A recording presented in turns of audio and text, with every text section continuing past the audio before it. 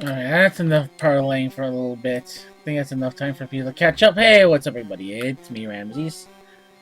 I'm gonna continue playing this game. I think I'm near the end of the game, so let's see what happens. Maybe I might beat the game tonight. Finally archive this, finally get this out of the way so I can actually go on to some new games, so well, let's rip. Let's do the rip.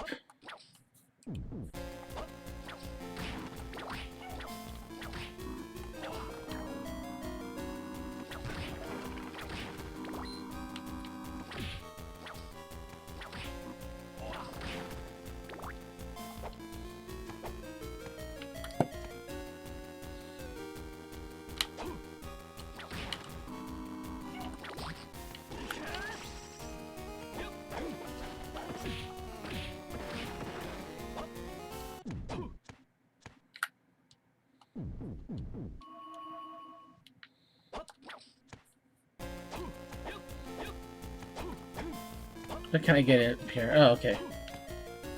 That shit's fucking blocking me. Alright, so where the hell am I? Okay, I'm Castle B. Where can I go? What haven't I gone to yet? Can't go to those Indian parts yet, they're blocked off. Actually, let me go check.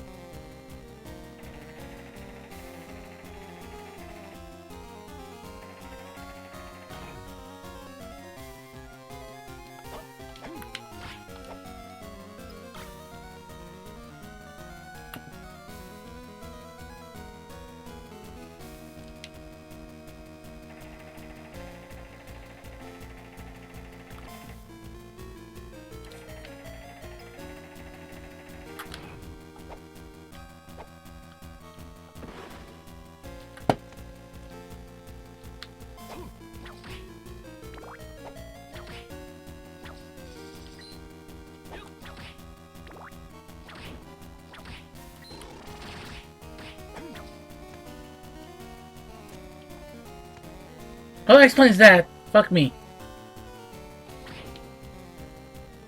You ready for this?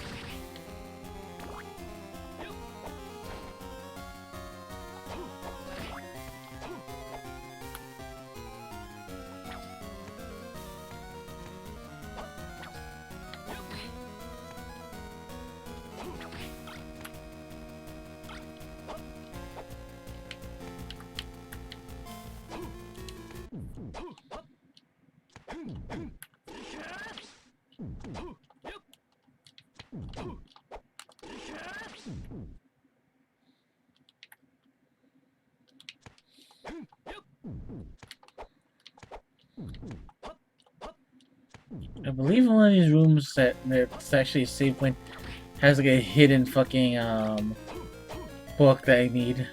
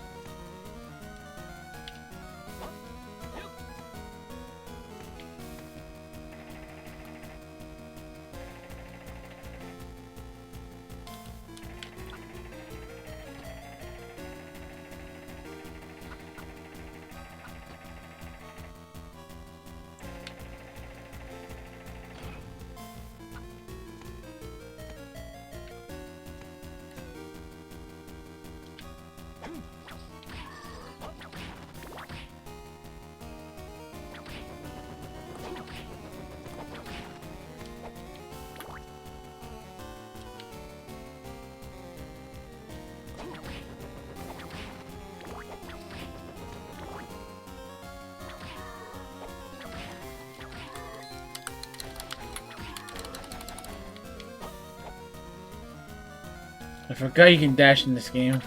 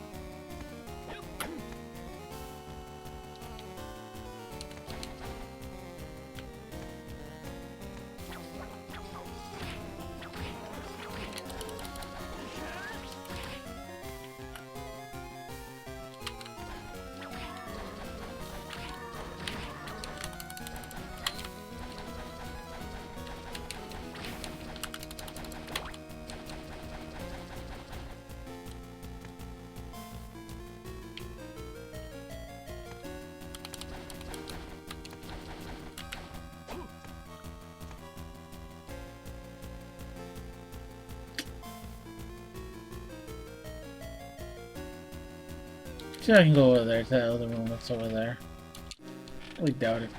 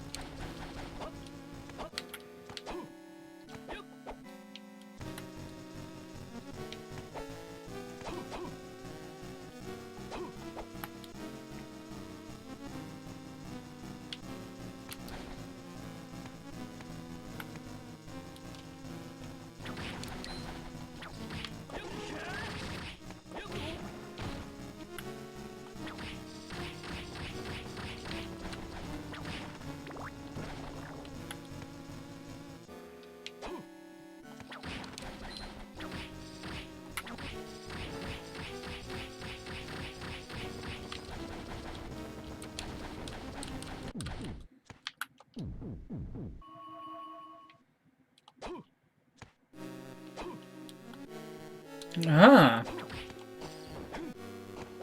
Jackpot. New area.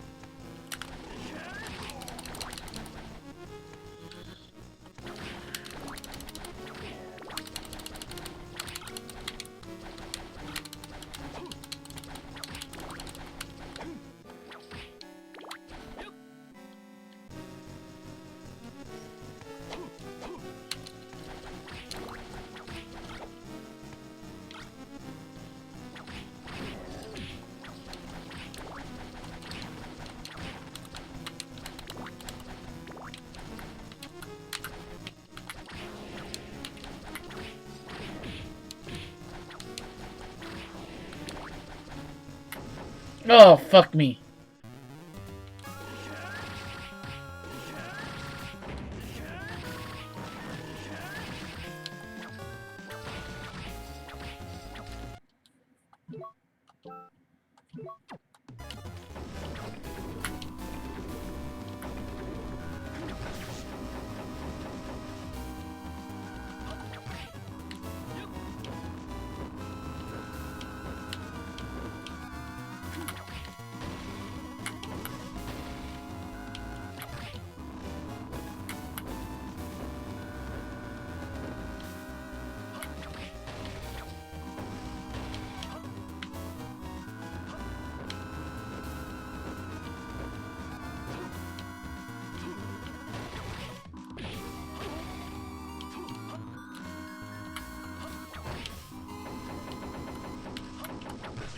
Oh, there you go. Cool.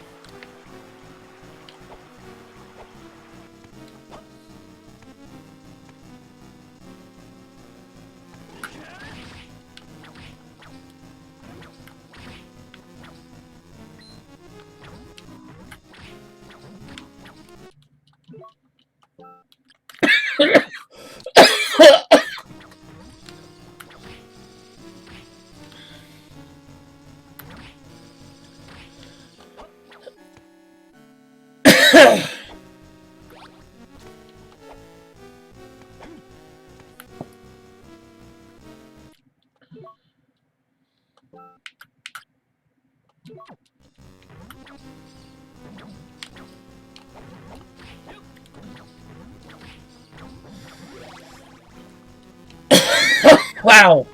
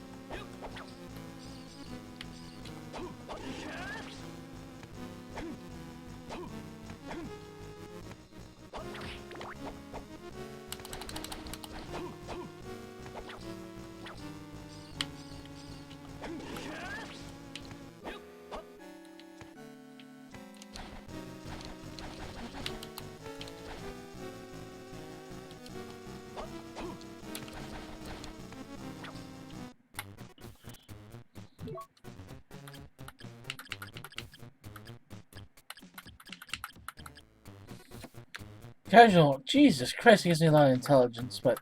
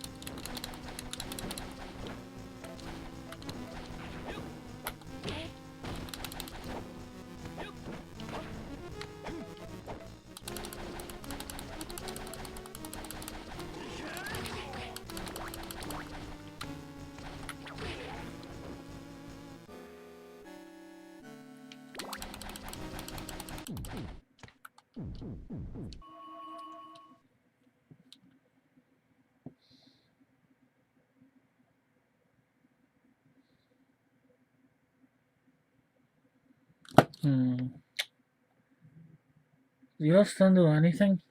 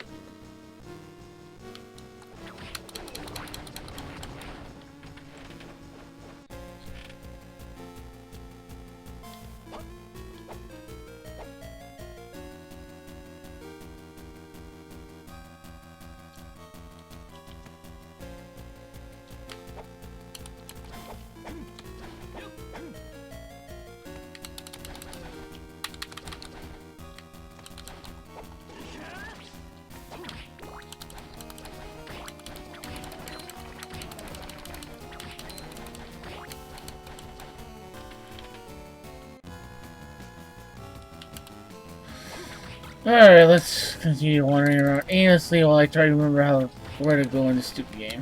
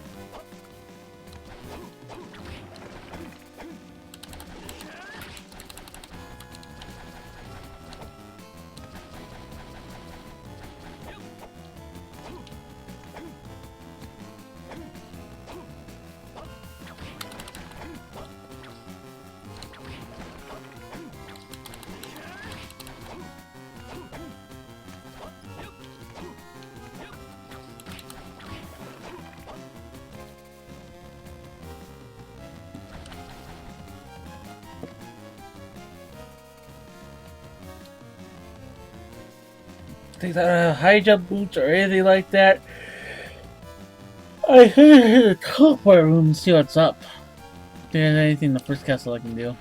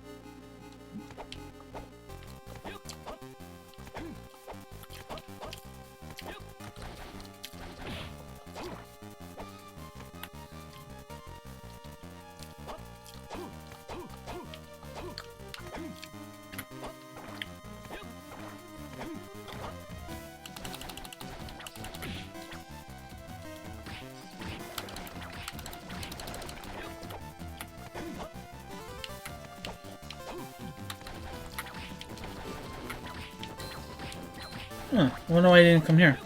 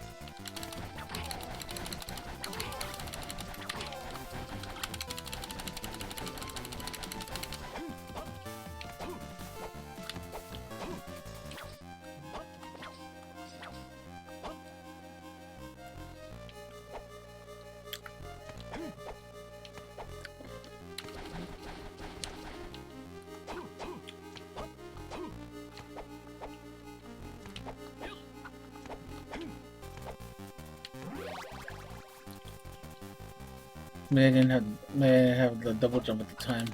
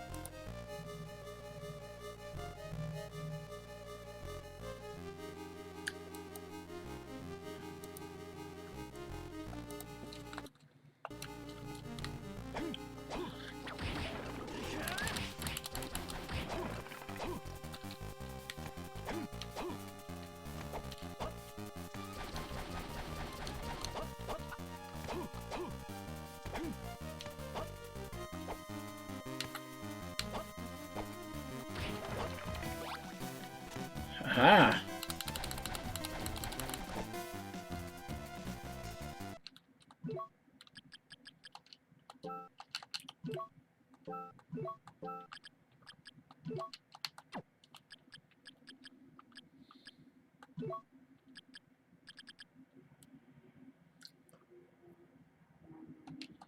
Alternate curses. I like that.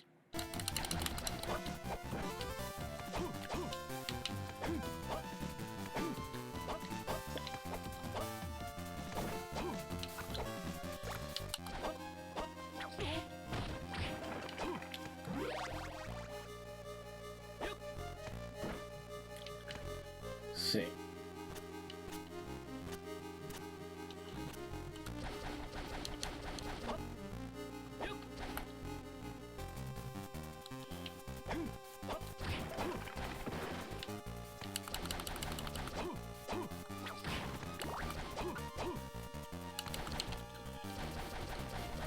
Alright, good enough. Where to next?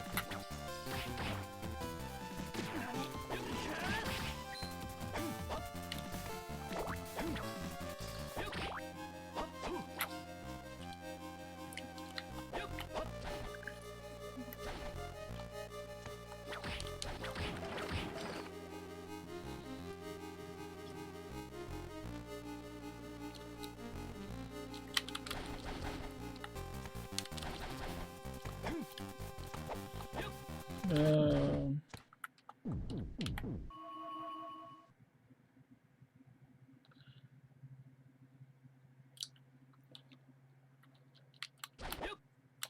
let's go to the lower passion. I'm pretty sure I need like I'm pretty sure I need like the up, like the up, the. I don't want to call it up thrust, but I need like the. I need the jump that lets me jump up there. So.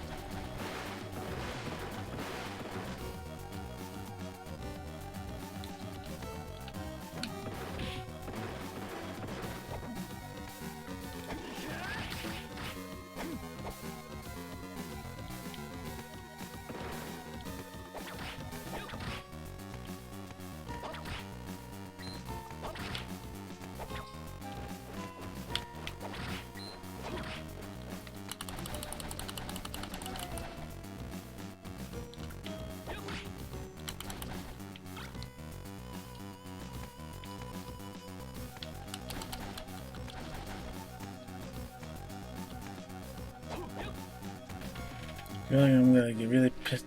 Yes, I am.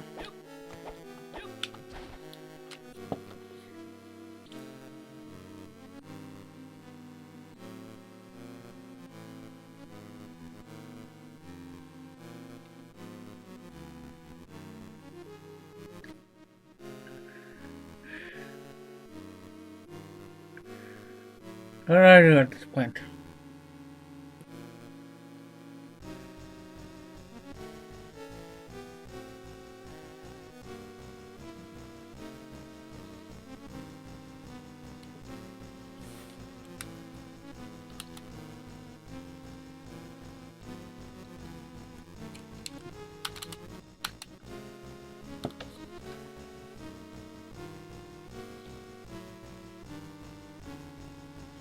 Save points are so far in between, and everything else is just so hard to get to.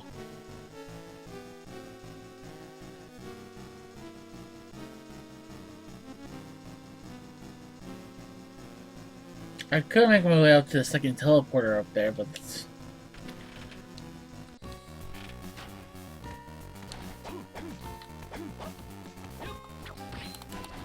completely fucking lost in this game. I don't even know what I'm supposed to do next.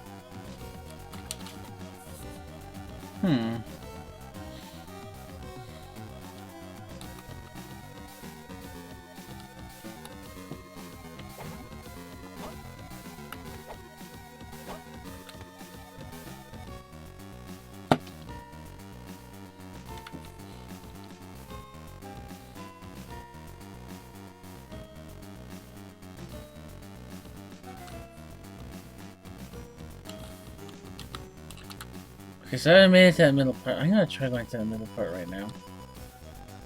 It's gonna be a pain in the ass, but oh well.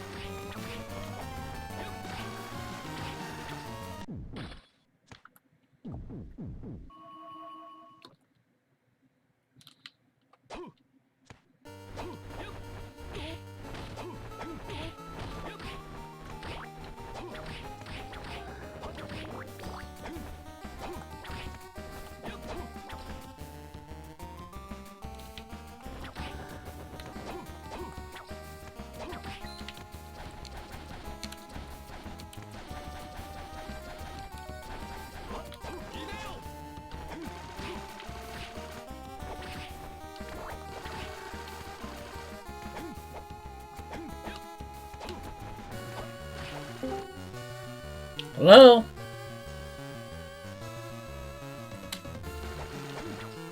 Hey, Ramses. Here, Robin.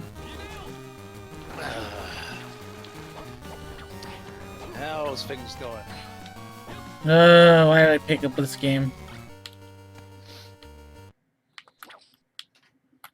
That's where I am right now. I'm at the point where I'm like, why the fuck did I pick up this game? I am fucking lost. Okay. Right. The worst part is like That's... the worst part about this game is just like the traveling in this game. There is no like teleporters in this game, and the save points are so scarce. It's not like other. It's a good attempt for the game. It's a good attempt for the Game Boy Advance, but shit, this game is torture sometimes. It's like one of those things where I was like, well, why did I decide to play this game?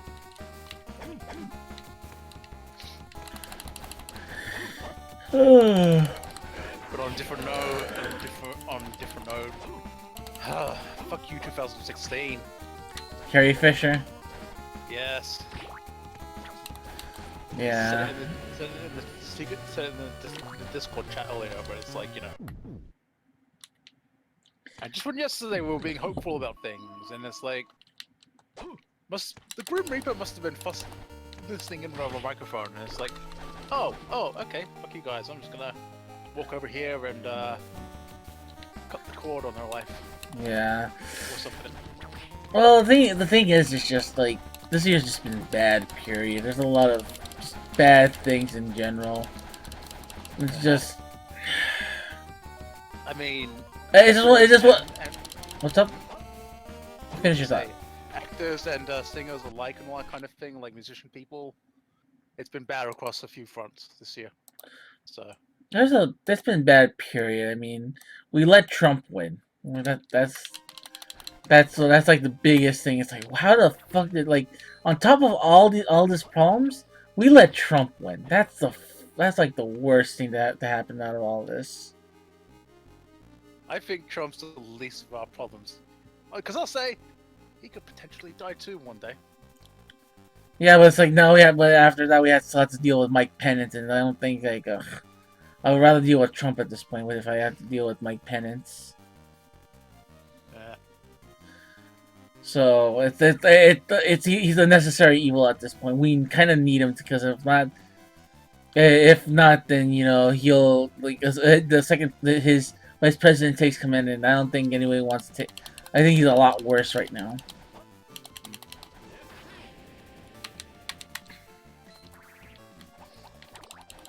I'm also just after being out for a little bit earlier on, I'm just working on sort of grinding some Pokemon up a little bit for the league stuff and that kind of thing. Oh, that's cool.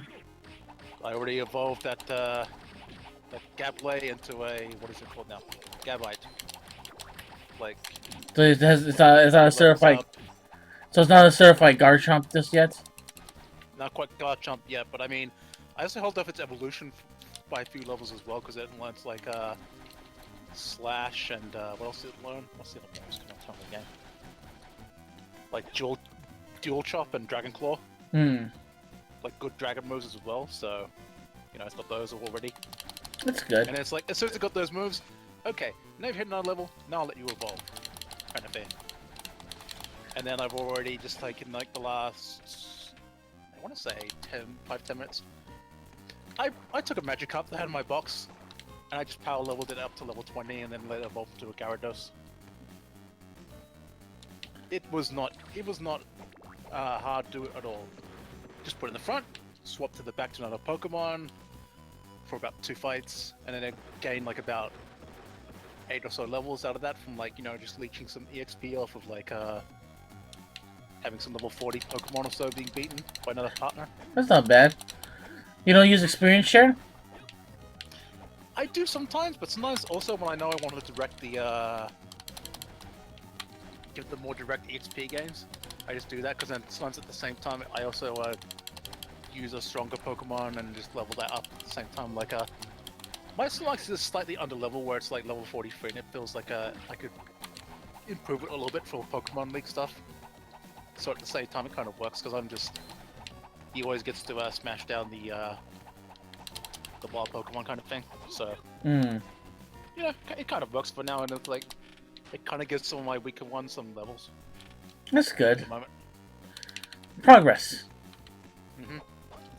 I mean, EXP share, sometimes I'd probably use that if I had a lot more bunch of weaker ones, and if I knew 1 or 2 good, strong Pokemon that couldn't just be potentially curb stomped by a surprise move or something that I forgot about on a Alolan form or something.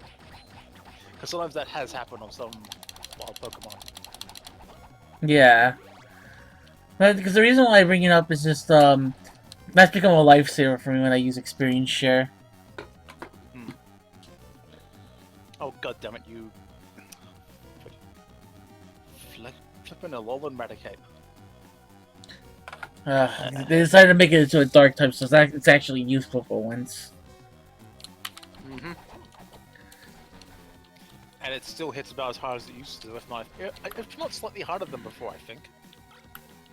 I don't know for sure.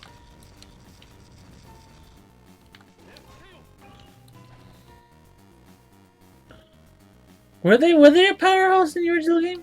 In like other games? What was that? Sorry? Were Raticates like powerhouses in those games, or no? What, Raticates? Yeah. There was sort of mid-range, I think. I don't know, it depends. I think it depends like what you kind of put on them and if that you're raising. Like original Raticates.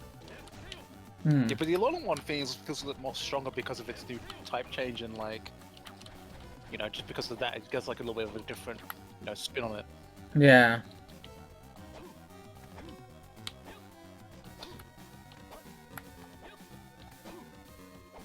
Because, okay, ask yourself, how should a level 42 Raticate be able to beat a level 52 Slowbro? I don't know. It happens.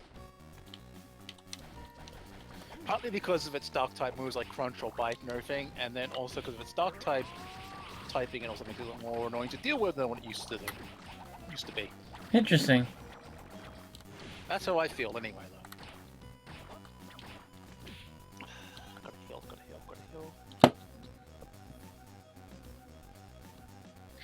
Also, I know Shoji was streaming earlier, but now he's like completely AFK.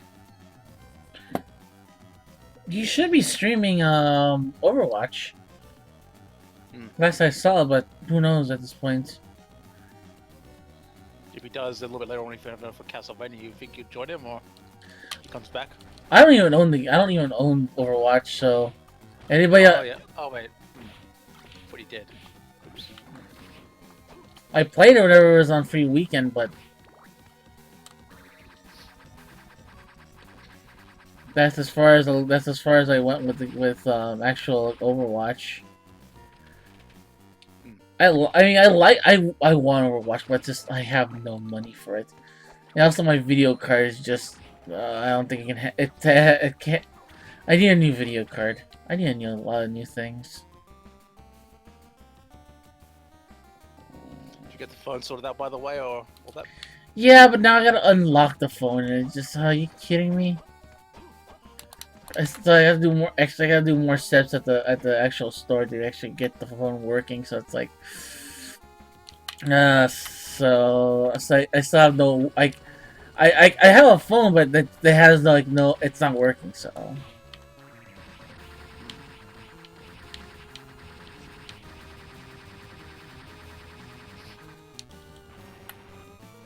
I'm not sure I've actually.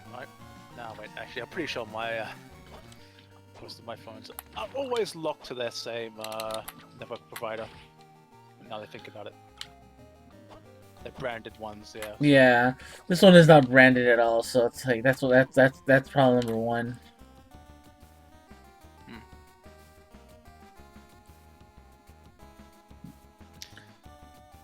So it's like that's like the big huge problem. Like this is actually like a from another company. It's just like all right.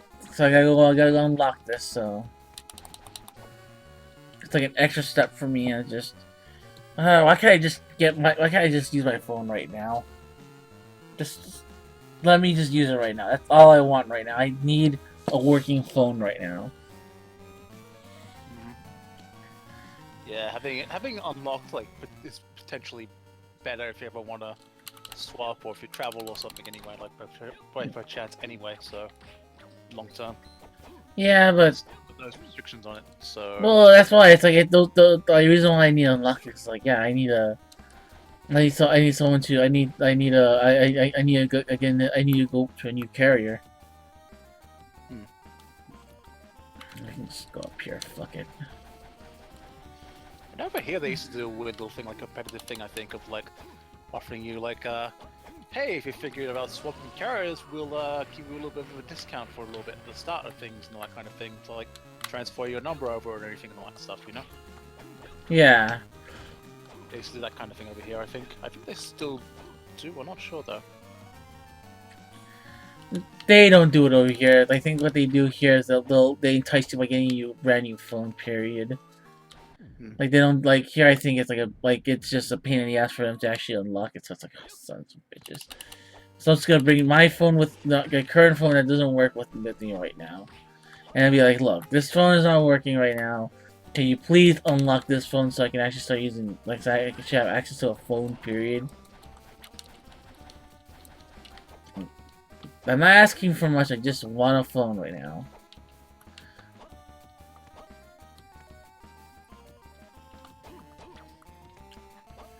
So it's like, so and then I came home and I found out like just the time that I got home, Carrie Fisher died. And I'm like, oh, well, well, that kind of like put like me in a bad mood all for the rest of the day. Yeah, they just added another thing to the day you didn't want. No one wanted, in fact, anyway. Yeah, I don't think that was on anybody's plans to be like, oh, I'm gonna see if someone dies today. No. And I made a point earlier on Twitter, and I don't know if you saw it or not, but I said, look, there's a very good reason why we're mourning these people, and why why people when people say, oh fuck 2006, this and that, blah blah blah. The like there's a like these people have such a big body of work and has impacted people in so many ways that you know there won't be another person just like these people. Even if they try to, they just won't. And Yes.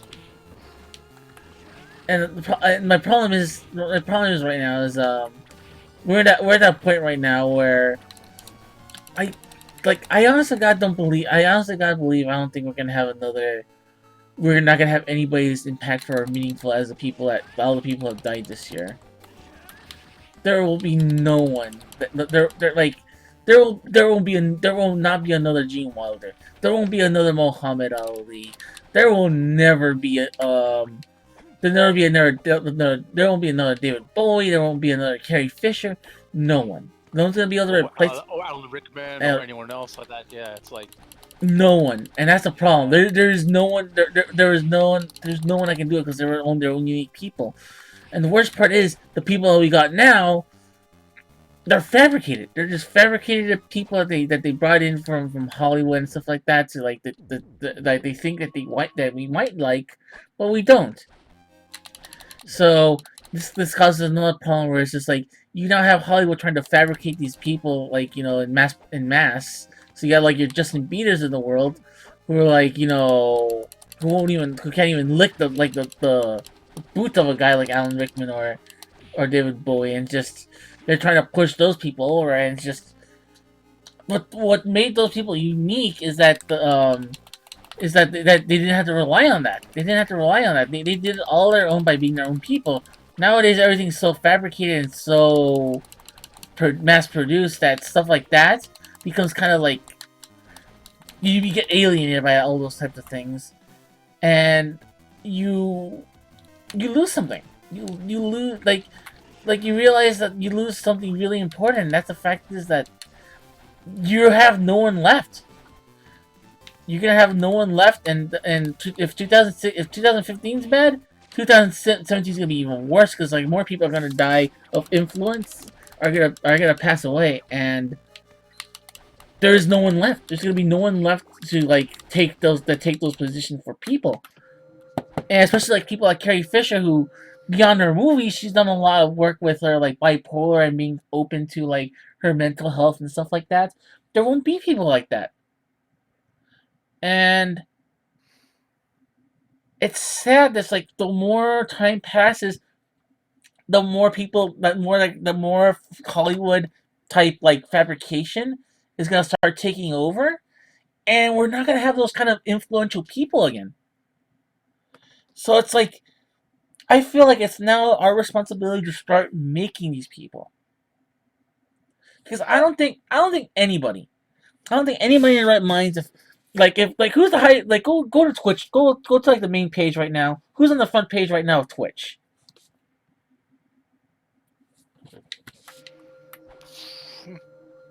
That's probably a good point. Or it's like people like flipping PewDiePie. Yeah, PewDiePie stuff. People like that. If those people like will people mourn him when he dies, or will just people like Probably not. Probably or, not. or people are like that's sad. I remember that guy, and they're just going on with their lives. But then Or it's like other, or it's like if like you think of like the YouTube sphere, it's like people like you know oh, JonTron. that hack. What is? No, I was gonna say you can have examples on like the good side that people will definitely remember, but then there could be people on the other side of the spectrum that people would give two fucks to even like remember at all, like for all the negative shit they've done or something. Yeah, for example, I don't think people are like I honestly believe no one's gonna remember Filthy Frank in the next year or so. I guarantee it. Yeah. Well, I was gonna say, what's the dude again? His name's slipping me. Drama alert though. Keemstar. Flipping Keemstar. Yeah, but then again, we have cool people like Team 4 Star. If one of those guys suddenly passes away, like Lanny or Takahata or any of those guys, you bet your ass I'm gonna be sad because those guys were part of our they weren't just people that did silly voices. They're a part of the community. They did stuff for Dragon Ball to make it more popular here in the United States. As a matter of fact, I think thanks to them, I want to say that Dragon Ball is the biggest thing right now because of them. People like them. So people Yeah, like a very large part of it. Yeah.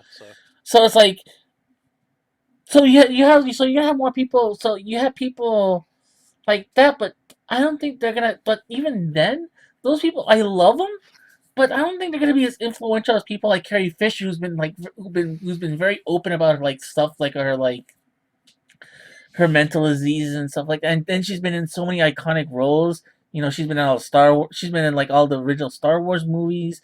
She did the Blues Brothers and all that stuff. And not only that, she's also influential in like the world of writing because she used to do a lot of spec scripts and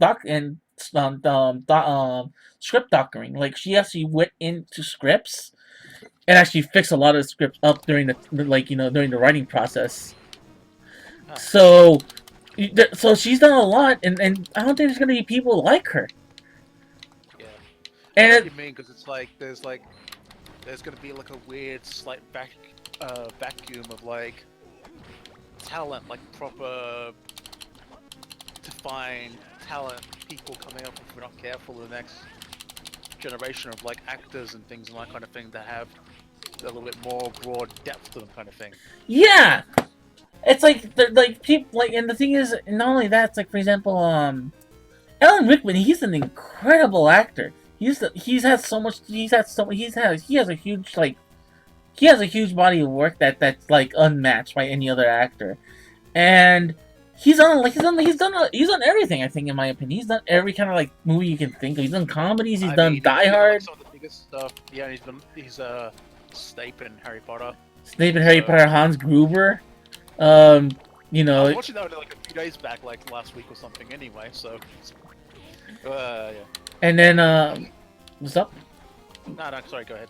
I was gonna say, and then like you turn around, he did Dogma.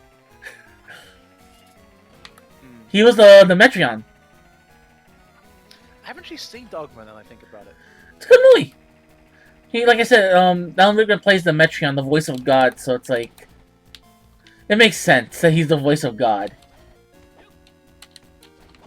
So he's got a broad like, you know, photography, and it's like yeah, like we should cut some actors a break. Like I'm pretty sure in the next 10 years or so, Chris Pratt's gonna be like the next big thing. But even then, I think they're mass producing him too much in Hollywood.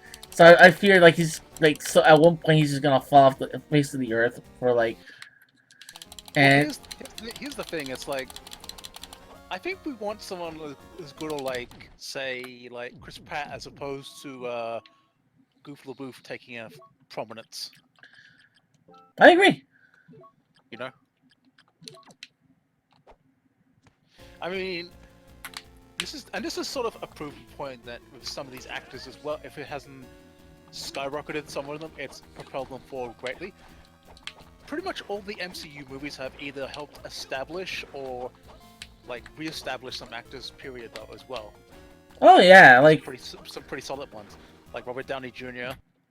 And Chris Pratt was riding off of like Jurassic World at the same time, or before like Guardians. No, he was doing Parks and Rec at the time.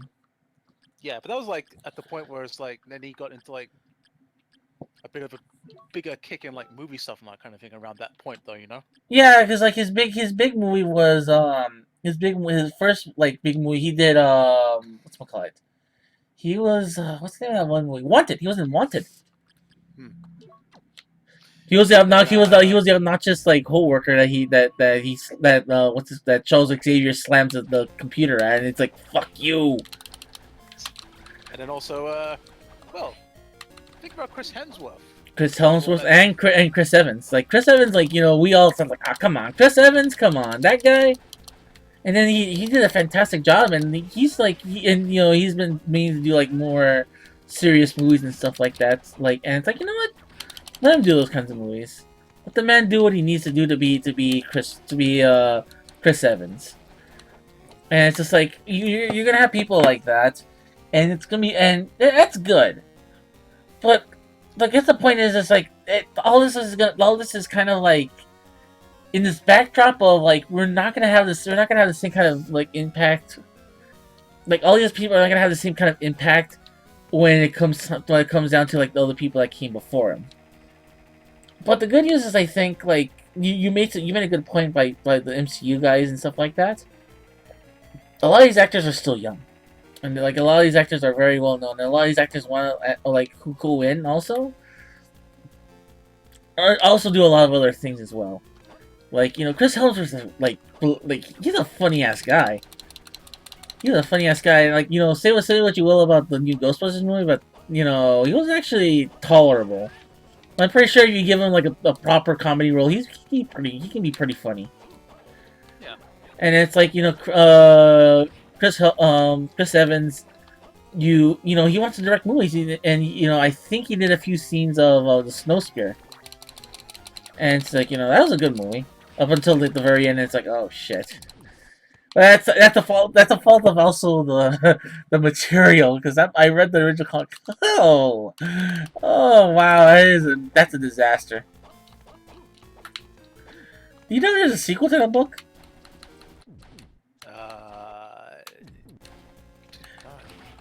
Yep, there's a sequel, and apparently, okay.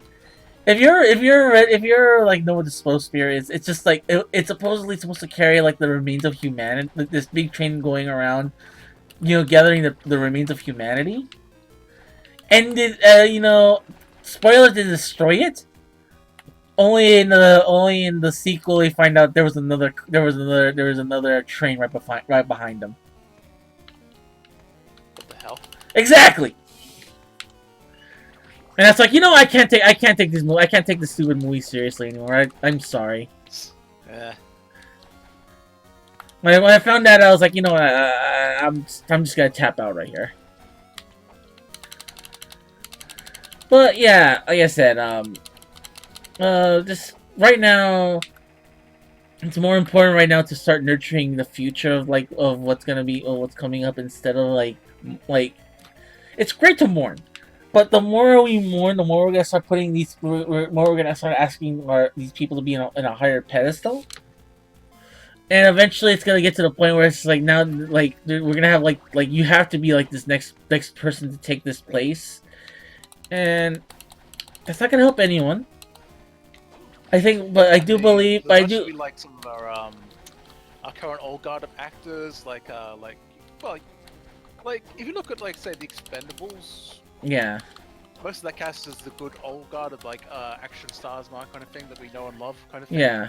They do have some slightly younger talent or some occasional new ones added in as well. But I mean, it kind of also says at the same time that you're not always all of them will be able to stick around forever, though.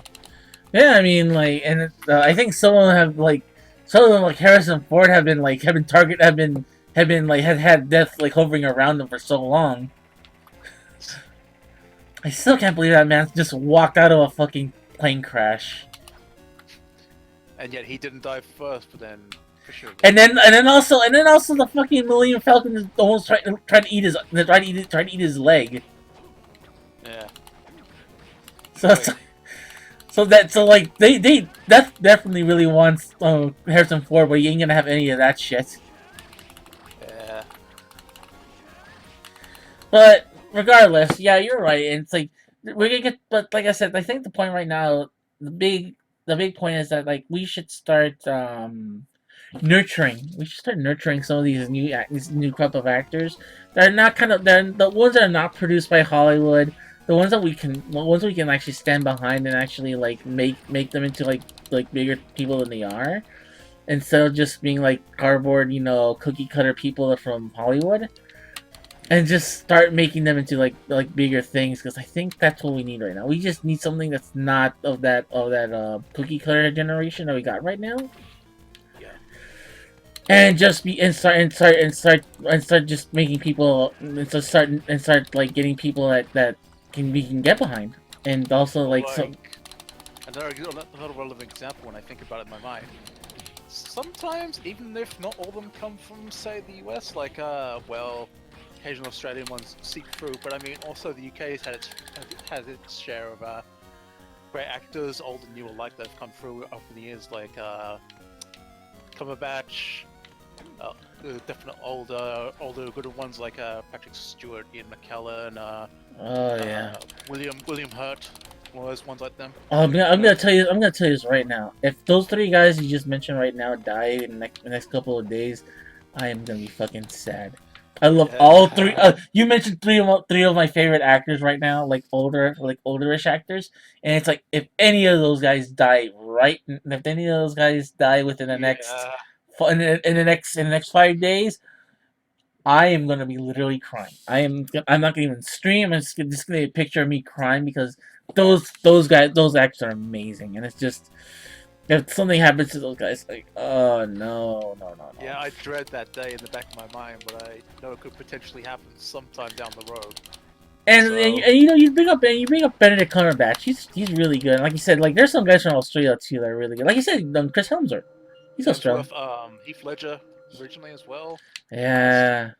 For the time he was on this earth, so you know. Yeah. Before his spark went out, unfortunately. So. Yeah. But like I said, right now, it's just like I think we should start taking this. I think we should just see this year as like as a reminder of like what the worst thing I think this year this truly displays like the worst of humanity. And the worst part is they're like the people that people that used to anchor that our humanity are now gone. And now it's just like, okay, we need to start we need to start making new anchors now. Because if not, we're gonna have more Kardashians, more Justin Biebers, just more all this stuff. And it's like, I fear for the world. I weep for the world if he's gonna be like if these guys are gonna be like the bastions of humanity now. Yeah. And The one good thing that makes me think about it a little bit though in a different way is like the untapped potential pool of either actors who do more say TV show work or voiceover work that are I don't know if they potentially would consider such things, but you never know if they would if they get enough of a foot up kind of thing one day themselves. yeah, I Some mean, of them have some pretty solid, like they establish themselves pretty good in one field kind of thing, and then some of them do actually dabble in that kind of thing occasionally. So yeah, I can see some of those. I can see some of those actors. I mean, like for example, we had like Johnny Bosch. He was a legit actor before he went into like voice acting. He still does like his own like stuff like on the side. yeah, and then he sort of slightly regrew a bit, and then came out with the voice acting end, and still does that a little bit on occasion, as well as live, live, uh, live action TV stuff as well. Yeah, so it's like you got people like him, and oh yeah, he's doing stuff with his band as well. So it's like that's really good too. So it's like so it's like so if more people should be like him as well. He's a good guy. I should tell you the story. Like, what's his name? Oh yeah, like Scotty McNeil. Yeah. Sometimes. I was gonna say, Like, my friend told me this thing told me this anecdote when he was at Morphicon this couple years back about with Johnny on Bosch. It's hilarious.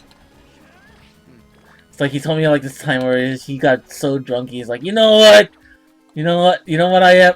I'm the fucking I'm the I'm a frog, man. I'm a frog. He got that drunk when he started quoting his movie. It's like, you know what? Bravo. Bravo. Bravo. So he told us that story. I was like, damn it. I wish I was there to see it. Fuck! the funny thing with Scott McNeil is actually like, yeah, he's done mostly voiceover work, but I mean, then again, he's occasionally done some, like I've listened to like an interview or two of him, like on a podcast, all that stuff, like Voice Print, which is the one Trevor Duvall hosts, Hmm. and all that Canadian voice actor who does Moo and a few other things. Like he's a pretty talented guy in his own right. And like he's done things like for example, as much as I don't want to remember it, but part of my brain does. He was on Ninja Turtles: The Next Mutation. Oh yeah, he was in that show.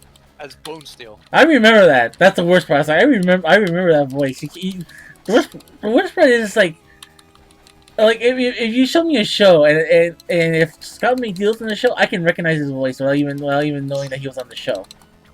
Yeah. It's like he's kind of just like a more sort of sinister sounding Scott, basically. Anyway, kind of thing. Yeah. Pretty much. It sounds a bit. Was he like confused? Correct me if I'm wrong here. He was Piccolo, wasn't he? In the original dub? Yeah. Yeah, he sounded a bit like that. Sort of too, yeah. Jesus Christ, I mean I remember that. Okay. And it's like I heard like another thing I remember, and I've actually seen little clips of it recently. It was like he was actually in Scooby-Doo 2 movie randomly. Yeah. He was like I think on occasion like more like the voice and like did some scenes in that costume for some of the scenes until he actually that character got unmasked later on in the movie. Yeah. It's like when I think about it, it's like I didn't realize that was Scott back then. But when I think about my heroes, right, it's like Mr. Ink, your end is mine. Oh yeah. Oh yeah. It's like I said, those voice actors get around like especially like guys like Frank Welker and who else does a lot of voice acting? Frank Welker does a lot of voice. Steve Blum. James Arnold Taylor. Jesus Christ. He's always like background guy A, background guy B. And the thing is like guys like those the guys like the guys like okay, my words here. Guys like Frank Welker and James Arnold Taylor. Those guys can do more than just like their voice. They also do like they like guys you want to send in for like fully like work if you need like a guy if you need a dog barking, you get that guy.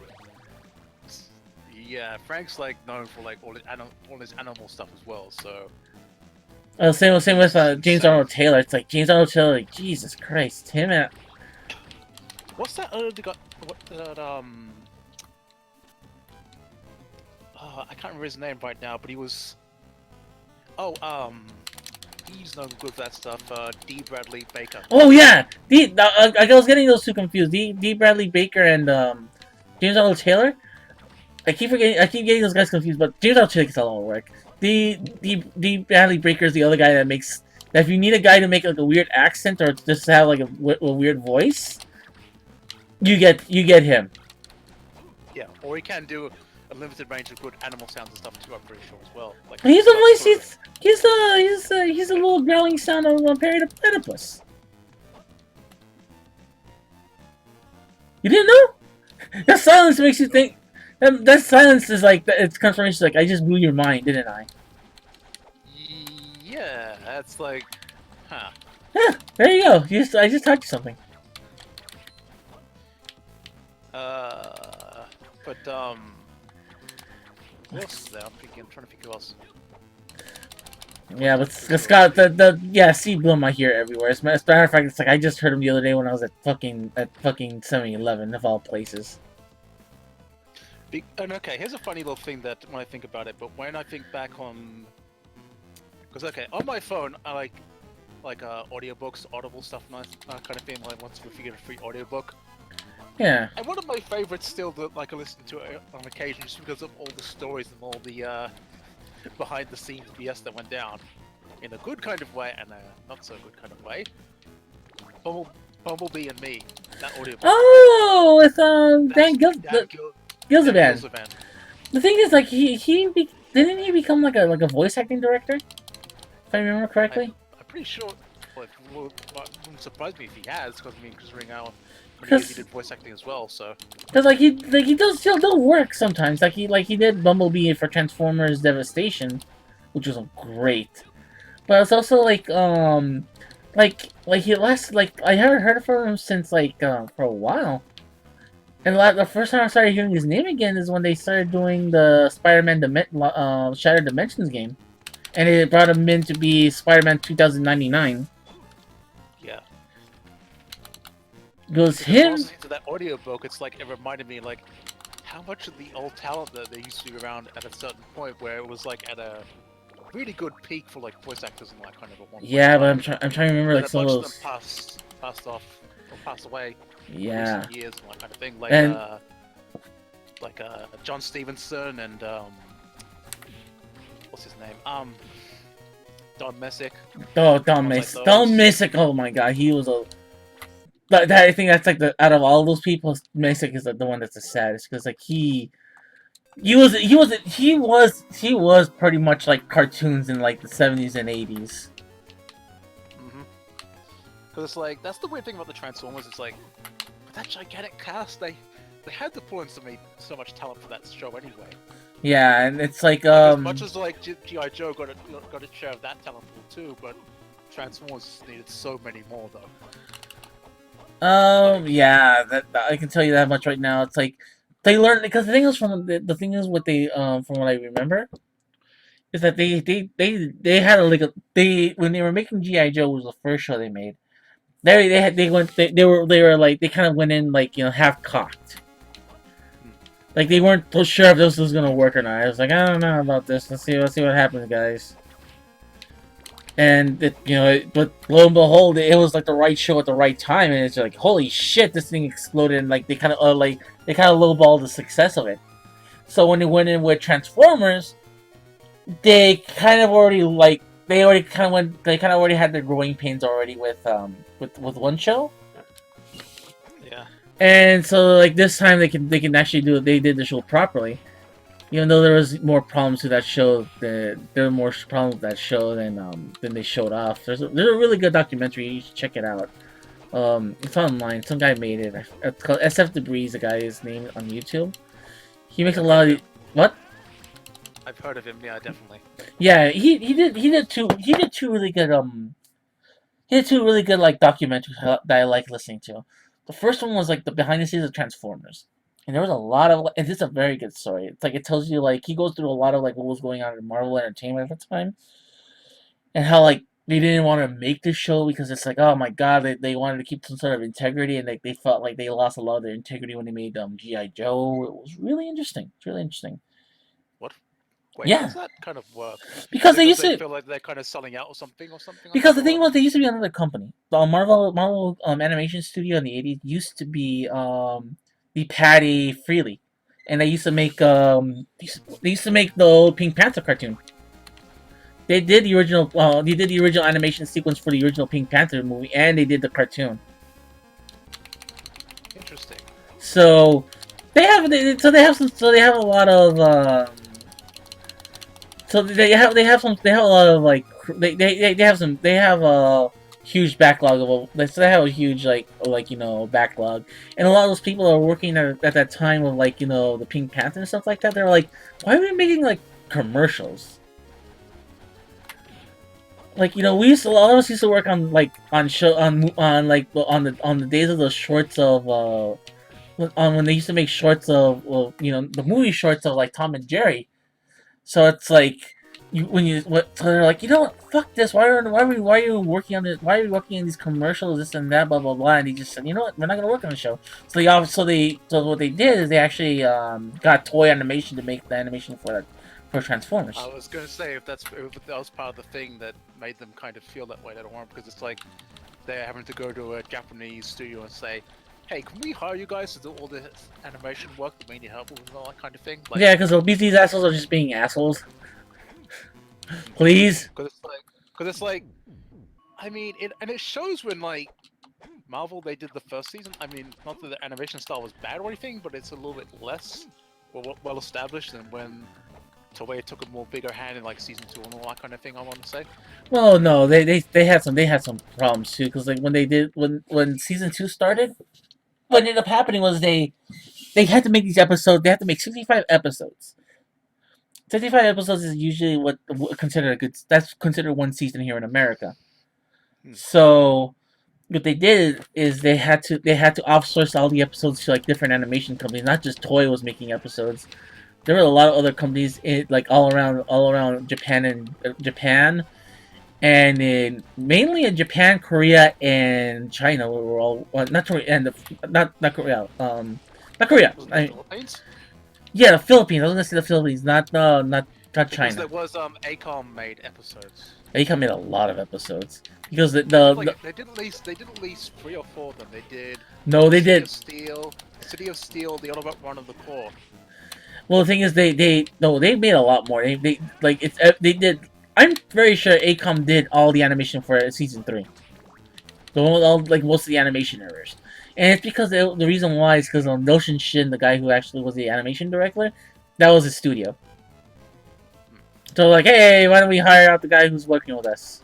Well, season 3 at least sometimes, at least some of their episodes seem to look more like the coloring and the style seems to look more slightly as if they got some experience going. At that That's point. Whereas opposed to season two or so, when those episodes came around, it's like you notice the colors are a little bit duller. Some of the models are a little bit different. Like Optimus has got like a white little bit on his back and all that kind of thing for some reason out of the blue and stuff like that. well, no, it's just like they were. It's weird things like that. So Well, they did worse things. They actually brought characters back from the dead sometimes. yeah, I know, like especially in Carnage C Minor. So No, not just that. They did a lot with a lot of episodes of Transformers. So it's like, you know what? yeah, that's one of the examples. I mean, yeah, there's other episodes too where sometimes characters would show up randomly and it's like, aren't you supposed to be dead? Yeah, I saw you die in the Transformers movie. Shouldn't you have a hole in your fucking chest right about now? Yeah. But like, it's stuff like that. It's like so they were notorious for making really bad episodes.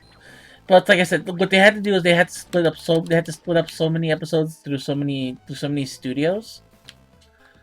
that they had to like they had no choice but to like just in order to get these episodes out quick, they had to like split it up into like different animation studios. Toy wasn't just exclusively making this series. Well, because what they're doing around the same time, they were doing.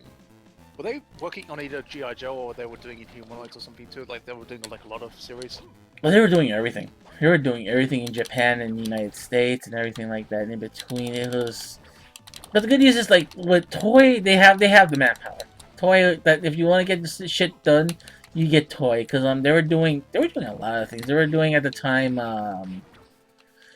they did like a lot of episodes of Spider-Man. They did a lot of episodes of Spider-Man's Amazing Friends. They did I don't think they did Inhumanoids. I think that was someone else. I think it was one of the more better Philippine studios.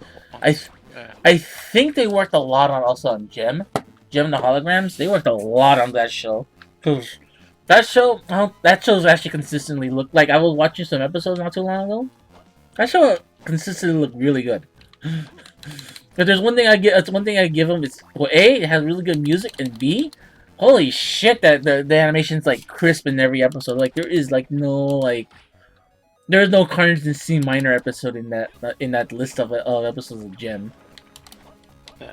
So I'll give them that much. Well, then also at the same time in Japan, for an example, at the top of my head, Dragon Ball. Beast King Go Lion as well, and Dragon Ball, yeah. So they were always doing stuff on like both sides of like the spectrum, like stuff in like Japan and stuff abroad and that kind of thing, like contract work or Yeah. like getting paid for everything as well, like getting some cash there. So yeah, pretty much. It's like the Toy. Like I said, it's like they did a lot of stuff for hire. Like like they're like if you want to get stuff done, you get Toy to work on it, and it's just you knew what you were getting at the end of the day. Yep. Like I said, like they did a lot of the work on Transformers, and yeah, so that was one of the big things the behind the scenes of them making about them making Transformers. That was actually kind of interesting. Then you had what. And then with they also did like the history of like the 90s like fall of comic books. That's a really interesting like if you want to spend like about like 2 hours of listening just to like the absurdities of some of these things going on. It's insane. It got to the point where it's like they Marvel got brought out, and they didn't know who brought them out. Wait, what? Yeah, they're like, who they literally like, look, we don't know who owns. We want to know who owns Marvel, and like 2 people said, no, I got the paperwork saying I own it. No, you don't have the paperwork that owns it, this and that, blah blah blah. And it's just, and then it's like, oh, you can see the court battle in your head, can't you?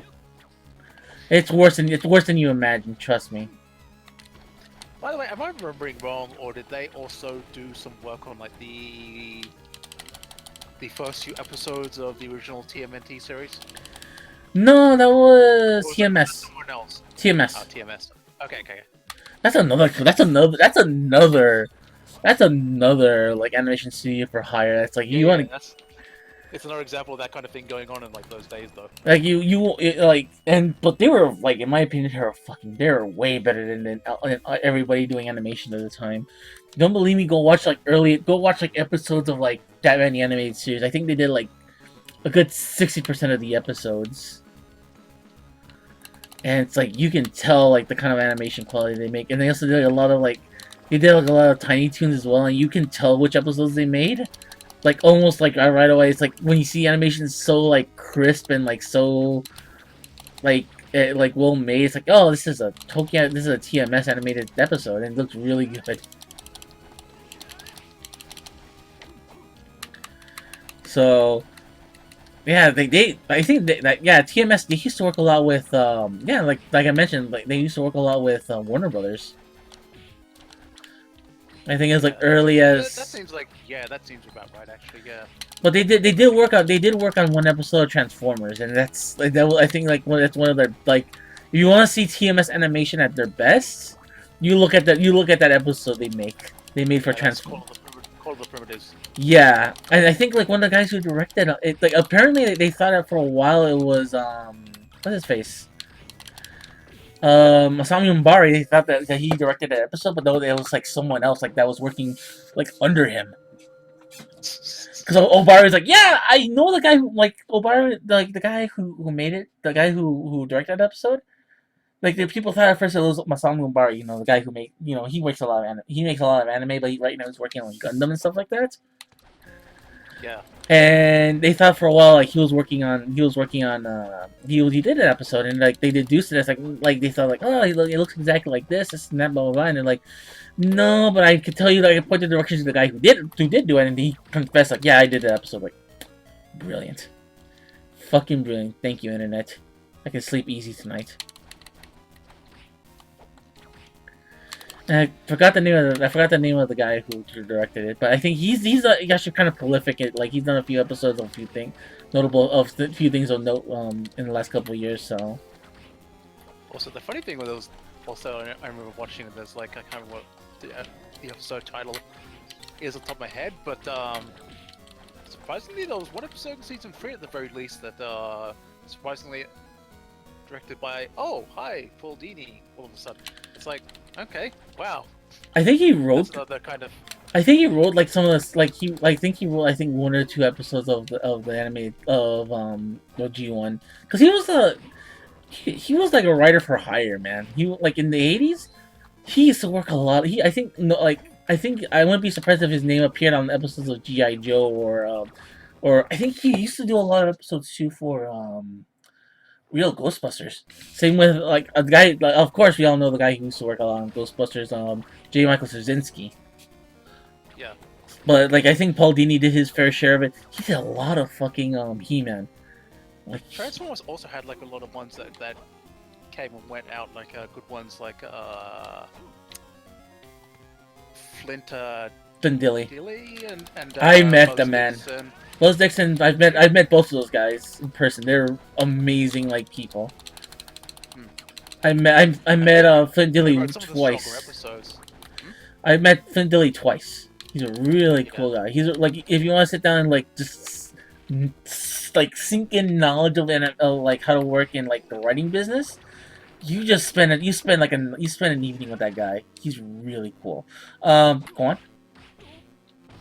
I was gonna say that they've written some of the stronger episodes of like that series, like period, because it's like, they were some of the stand-up ones.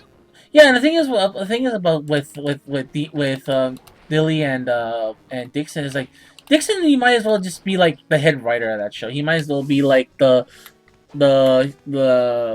he might as well be what's it called?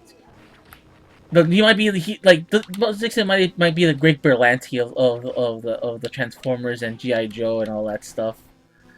Because he wrote a lot of the episodes, and he also kind of like spearheaded a lot of the direction of how the episodes would go and stuff like that. So he and Buzz Dixon and oh my god, I'm blanking on the name. We just said it right now.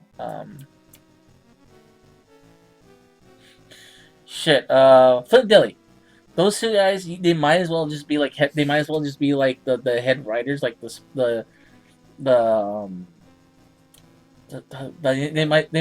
just head writers. They might be like the showrunners of all those shows. That's the term I was looking for. Showrunners, because kind of like how Ford and DiTilio became the Beast Wars. Yeah, no, well, I'm thinking more like Greg Berlanti and Greg Guggenheim on all the DC shows right now.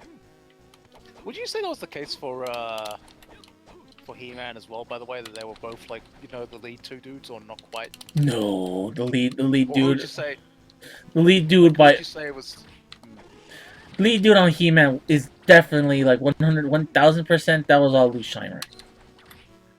That was all. That was all fucking Lou. That was all him. It was him, and you had guys, and then you have guys that were like all around him. But all those guys that used to work around him, they were fucking amazing. You had like guys like I said, you had one of the biggest ones, like I said, was Paul Dini. Paul Dini, he worked on a lot of great episodes on that show. I'm trying to remember who else used to work on. I'm trying to remember because like I have this really cool DVD called like the 10 like it was called like the best of He-Man. And it had like the top episodes. It had like the top 10 episodes. And what I liked is that they had like a mini documentary for each of these episodes. Hmm. And they would go into detail about like how the episodes were made and stuff like that, and who wrote it, and they got the people who wrote it. They didn't do commentary. They just like they talked in brief about the episode and stuff like that. It's an amazing DVD set. It's been out of print for like years now. I don't think you'll be able to find it, but if you can find one of these American copies of the Best of He-Man and Best of He-Man Masters of the Universe. I'll tell you what, I actually had that, but then in preparation for getting the whole series thing, I traded away. Ah. But you do know what I got the whole series on one whole set, so it's like I kind of didn't think about keeping it in that way, sort of thing. It's gonna go the whole series for like He-Man kind of thing, so it's like that sort of thing. Hmm.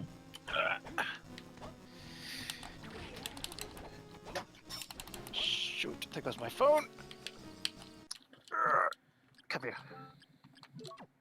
But when I think about it too, there's some other ones who either came back up or sort of kind of reestablished themselves like voice actors in around that period in the 80s too. Like it was, oh yeah, I would say Rob Paulson and Alan Oppenheimer and stuff like that. Oh, Oppenheimer's amazing. He's like, that's another guy. It's like I'd be really sad if he passes away because he's done so many voices. He was like, yeah, of course he was Skeletor. He was Alfred on what? Yeah, he was Man at Arms. He was he's Alfred on Batman the Animated Series.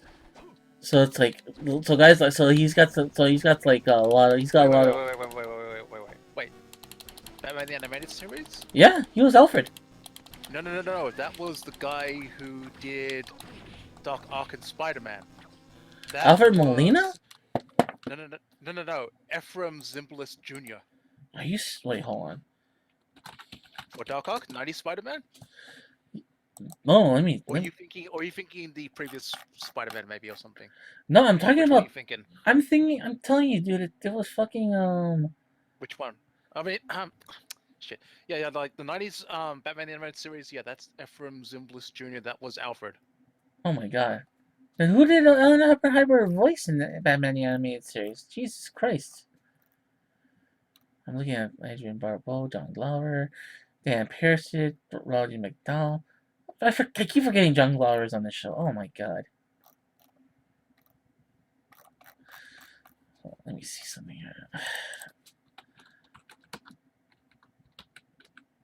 Alan Oppenheimer. It's like the first thing that popped up. Oh, this guy has a lot of this guy. This guy's another institution in animation and everything else. This guy did everything. But yeah, I'm pretty sure that's the case because I remember when I found out, I was surprisingly, it's like, oh, it's the same dude who used to do Doc Ock and the 90s Spider-Man around the same point. So that's how I remember that voice and everything. So oh, he was in the original Westworld. Okay.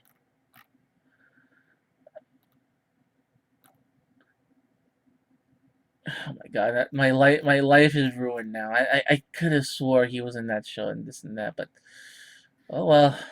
maybe he did a guest spot or something then. Nah, he wasn't. Okay, he was okay. He did do eventually. He did do eventually. So I was kind of right.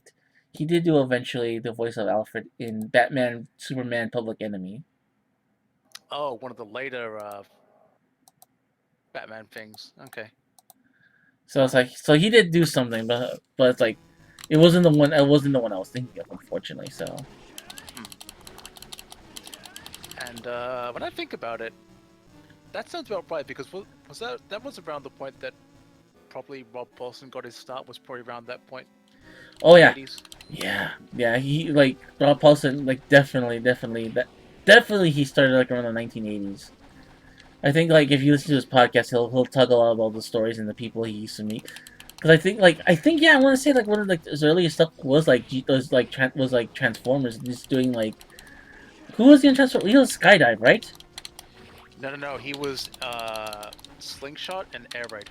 Yeah, because I remember it, like you can distinctly tell like who's dropped Paulson. That's the worst part. Is like that's another voice actor. It's like if you sat me down, The I funny could thing is, was with those two characters, like slingshot always sounded more like kind of like a slight dick, but everybody was more like Raphael and like kind of quippy and sarcastic, kind of good way though, kind of playful yeah kind of aerial butt. no I just yeah like the alternate mode too, actually being yeah, but he was the only one that was kind of insane. he was the only one who was like, look, man, I should be the like Slingshot was always like the one that was like, look, let me be the leader instead of this guy who can't even like get off the ground. Or he was kind of the leader in a sense, because like he would always kind of try to prove himself better than Silverbolt half the time. Yeah. That's why I said he was kind of a dick sometimes. So sometimes, not always. Like sometimes when it came down to a clutch, he would prove himself. He would pull through. Yeah. And I'm pretty sure also in I don't know if he did it around Transformers at the same time, but I know from a friend there was Filmation's Ghostbusters and G.I. Joe is when Pat Fraley got his start as well around that point. Oh yeah. You do know what you know who that Pat Faley voice, right? Yeah, I know. Krang. No, he voiced I was gonna say he voiced Bravestar. Oh, I actually seen that one in ages if I have seen that though. Yeah, he's the fucking voice of Bravestar himself. I'm like, really? I found out I was like, really? And it's like you start watching old episodes of Bravestar, like, holy shit, yeah, that is a Pat Fraley. Hmm.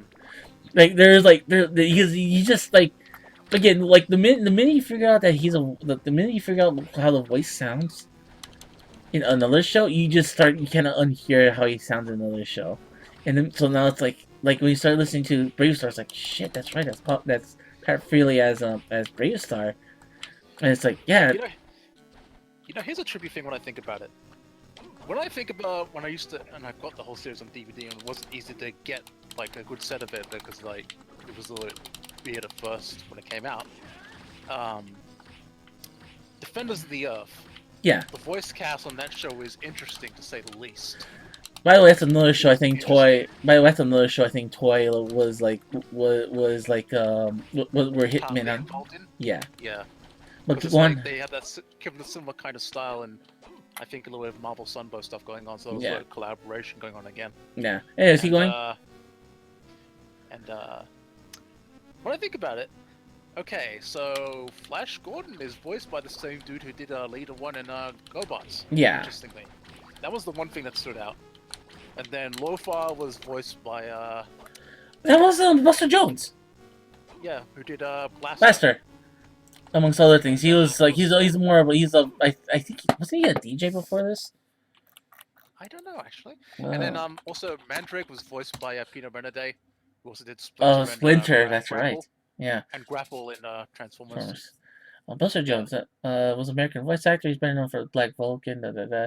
Yeah, he worked as a DJ on TV, and he also used to work on TV as well. Hmm. So there you go. And it's like some of the other ones, like I think I definitely knew, or I definitely had heard of Ron Feinberg elsewhere beforehand, or I knew him from a few things. You know, like I've definitely heard his voice in like other shows beforehand. Like he's kind of a unique, kind of very strong, kind of menacing toned voice, kind of Yeah. actor. Mm-hmm.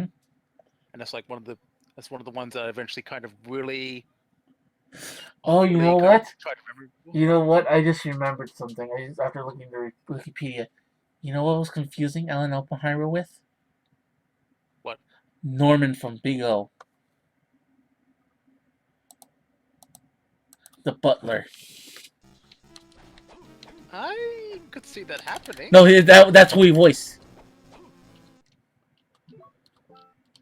I just read it right now. I was like, oh yeah, you're right. He was the butler. Huh.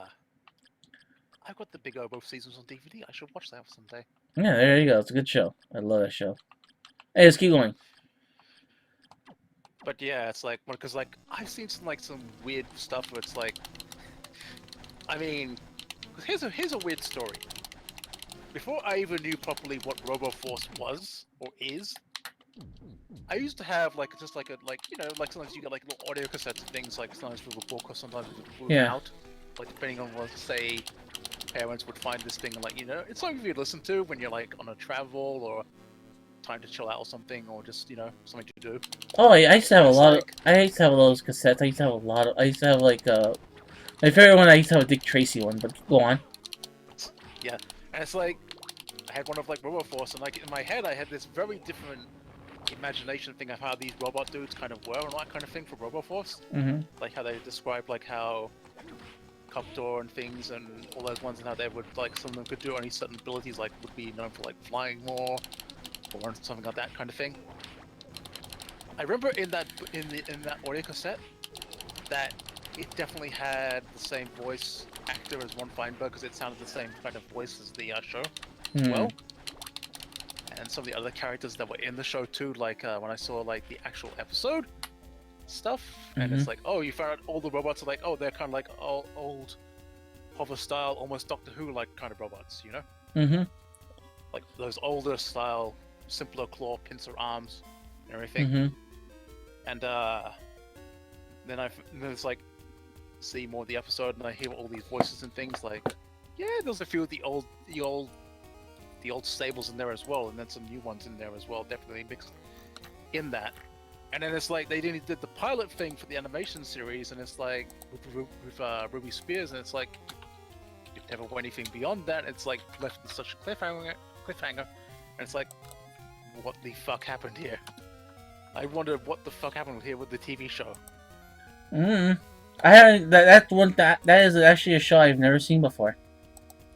You can find the pilot on YouTube. It's like about 2 parts of like 20 minutes, I think, or something like that. And it's like just introduces like the story of how the lead character basically is like his father's like an inventor of robots and robotics, and his father gets kidnapped to do all this stuff to help resurrect their these evil robots. They have a master that's called Nazgul or something like that. Mm-hmm. And basically the goal is resurrect him and put him into a robot body. I have to see this then because like I'm doing I do I don't know, like I on the side I've been doing this like cartoon review show. Well, not review show. It's like a review like thingy I do for a website. Yeah. And one of the things I want is like one of the things I'm trying to look for is like more obscure animation. And that just seems like right up my fucking alley. Yeah, and here's the interesting thing too is that when the son of the doctor gets kidnapped, grows up a little more, like I want to say about 15 or 20 odd years. Mm-hmm. He's practically a bounty hunter and has also built another robot or so of his own accord, and he's trying to basically just sort out finding out what happened to his dad and everything and all that kind of thing, and like take care of business and get his dad back. Mm-hmm. So it goes from like a small little point, like the start, like a little prologue thing of that, and then it's like, yeah, you get into the main story, and it's like that's what it does because there's also some slight weird bits with what is it? I'm trying to remember the name of the thing. There was also one or two people who politically blocked this movement by this, I forget her name. There was a chick voiced by BJ Ward who was like all on the side of like, we should go after Nazgul and all this stuff now before they come out and like if they got a plan or something, or if they're gonna fuck shit up and all that kind of thing. But typical rogue senators or people in power don't believe them quite. Are you but fucking kidding me? This is like in the new DVD for Challenge of the GoBots. They actually have the pilot on the DVD as well for this show, and it's like, yeah, what? I remember these guys now. I just did a quick Google search on these guys. I remember these stupid assholes. Are you saying? Wait a minute. The GoBots get actually released in the US finally? Oh yeah, it got released. What the fuck? I haven't heard anything of that. What the hell?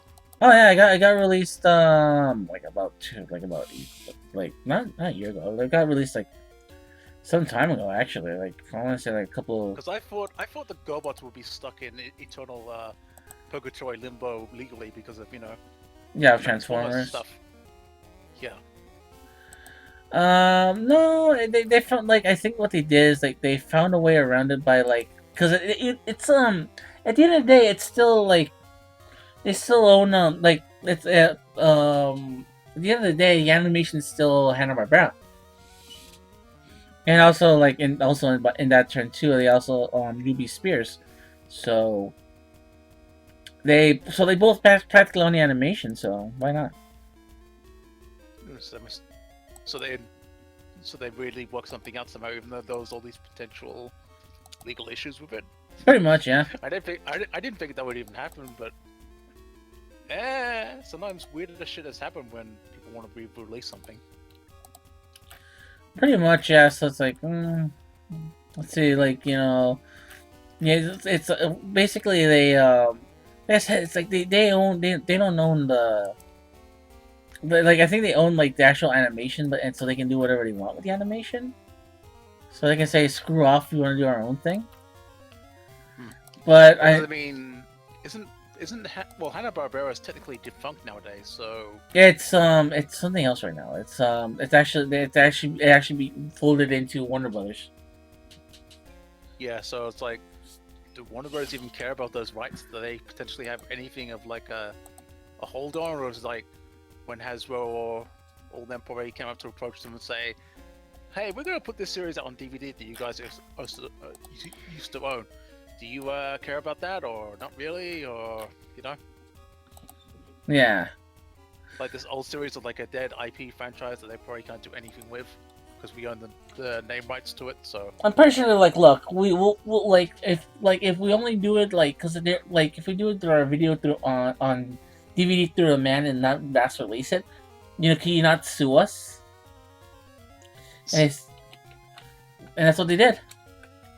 Because they have that's how they got a lot. That's how they do things now. It's like that's actually how they got JoJo out. That's how, like the reason why the JoJo DVDs were so cheap. It's because it's actually supposed to be a video on demand. huh. Not video on demand. It's like DVD on demand. Like if you order one of the DVDs, they'll custom make the DVD. I wonder if that'll make its way over here eventually. Then, I mean, I'm not sure if I'd maybe pick it up. I remember the GoBots had some very interesting stuff sometimes. Yeah, sometimes.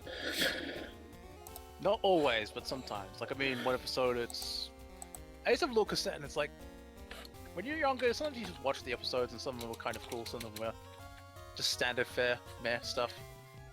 Like, for example, one of them was just like, cycle sailing shit around the world with like his ship and that kind of thing, and like a fog cloud to cover his tracks all the time.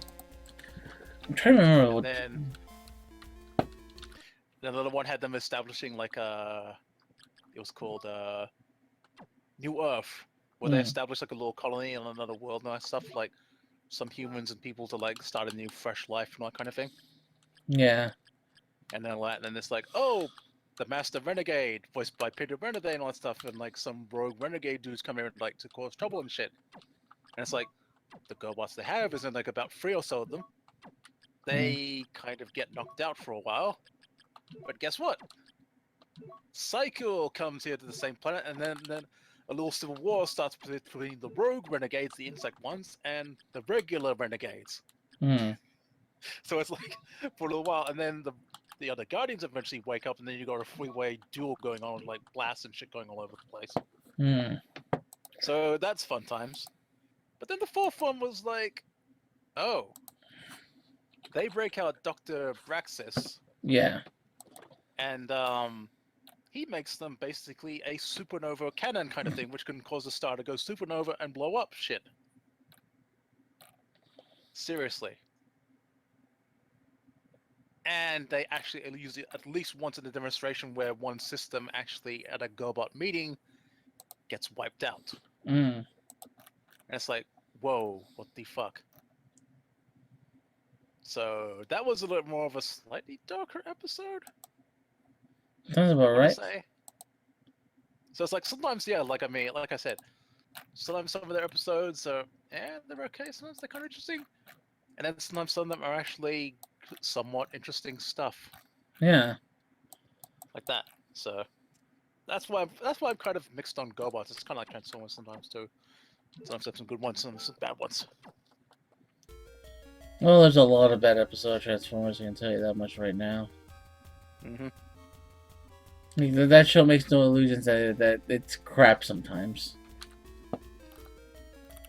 Yeah, and I just sometimes try to be a little bit generous, but I definitely know which episodes I know to filter out my mind. The like kind of meh or kind of shitty ones in my mind. So.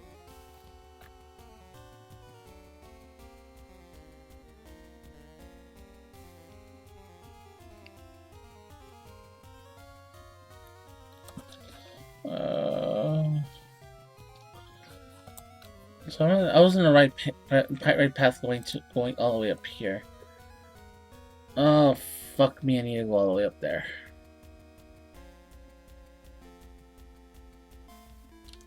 Okay, I'm going the right way. So I need to go all the way from right here. Anyways, keep going. That's all I can say on GoBots because it's like, I can't really say too much more on that. It's like, and I didn't think it would come out. That's the thing. It's like I thought it'd be stuck in a weird limbo for like a good while before they sorted anything out. So yeah, like I said, like they did. I guess they found some way of releasing it, and like I said, like it's in that format, and they actually have that RoboForce show you were talking about. So it's like, well, at least you're not going. At least you're not. At least they have that to hold people down. the weird thing with RoboForce 2 was that, from what I've looked up and found out a little bit, it was definitely an IP that was gonna go somewhere. But you know what killed it? Transformers. Pretty much GoBots and Transformers killed it around that same time. Fuck. It's like they picked the wrong time to put this little robot show out there when there's like these two giant mammoth ones that started up at the same time. Mm-hmm. So, boy. And also the toys, from what I've heard, are some of the toys are not very common, and they are prone to potentially breaking easily because of like simple parts or plastics and everything with them. Yeah, well, I think they were made by Ideal, and Ideal, from what I remember, they were kind of like cheapskates when it came to a lot of their toys in the 80s. Yeah. I'll see if I can find you that pilot stuff if you want to have a look at it or something. That's fine. Like I said, I'll look for it on my own. That is an interesting subject because I kind of want to cover stuff like that on my reviews. Where it's just like something that's not on the that's off the beaten path. Like everyone's done everything else to death. And I kind of want to do something that's not really that's not really like popular, well known, or anything like that. And RoboForce seems to be that kind of thing that can help me with that niche. Oh, you can do that? Okay. Where am I going?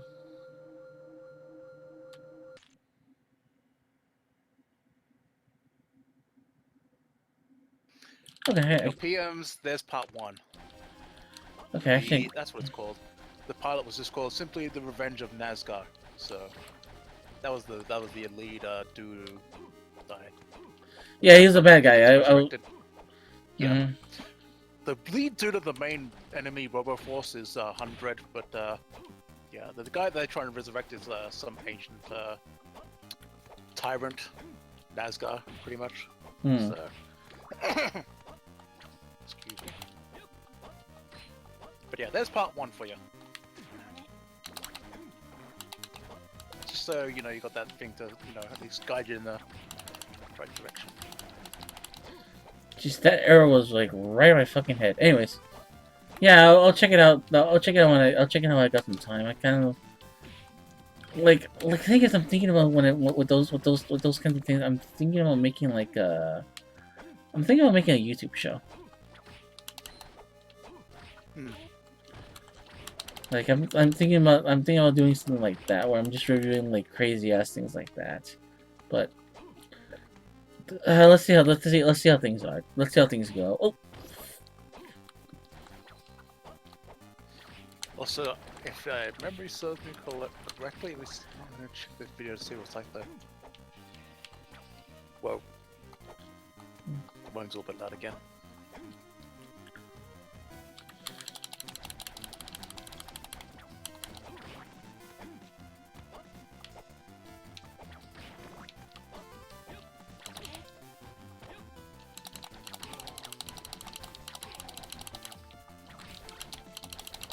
Oh yeah, there might be just at the start of the first part a tiny bit of wonky quality, but that's only simply because this is like a DVD, not DVD, this is a VHS rip-off, kind of thing. that's fine. I understand. So, Oh fuck! Where did I switch weapons?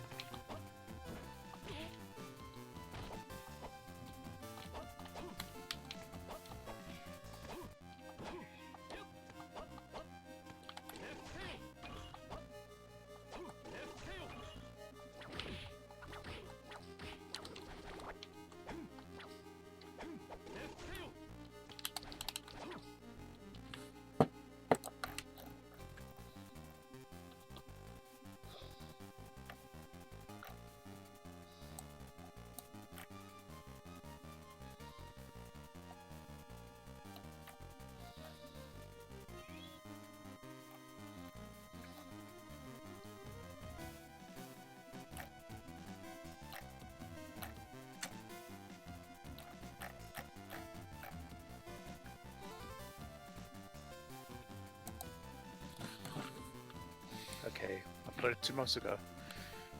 I get the weird feeling the person who uploaded this version is like, if they had a previous channel, it got copyright striked into oblivion or something. Wouldn't surprise me. Just re-uploaded some stuff, so... Especially since since I just said it's like those shows are actually owned by like that those shows are actually owned by Warner Brothers. That's like I'm pretty sure they're like, no way, dude.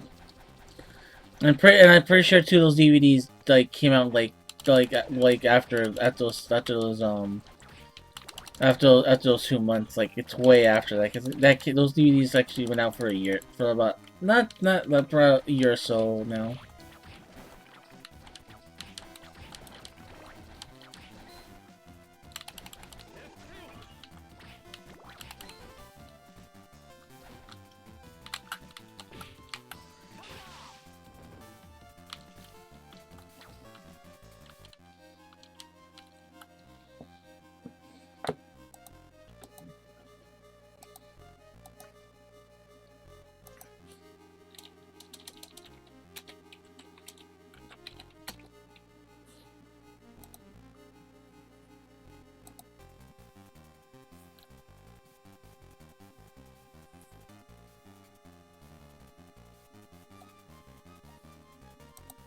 Okay.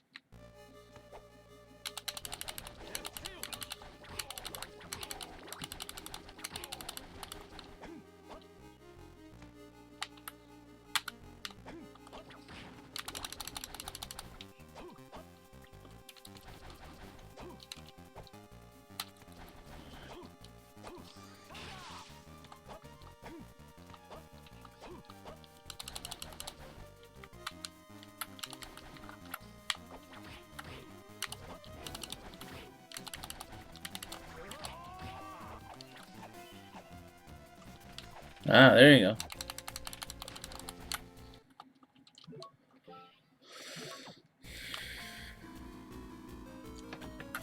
Because I'm a fucking idiot.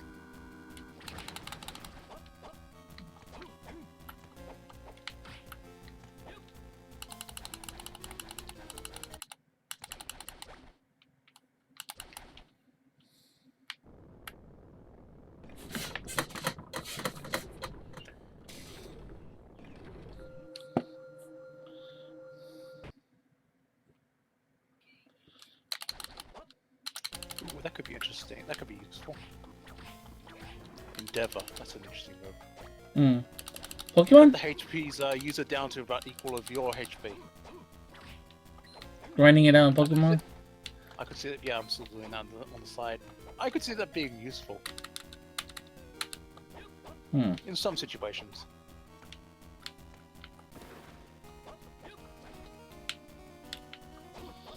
Well, let's see what happens.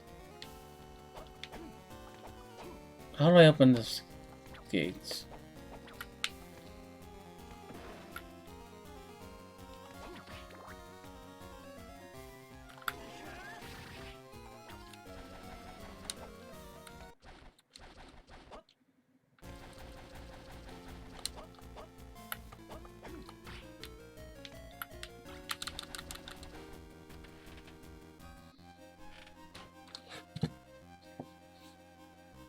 Well, that solves that mystery.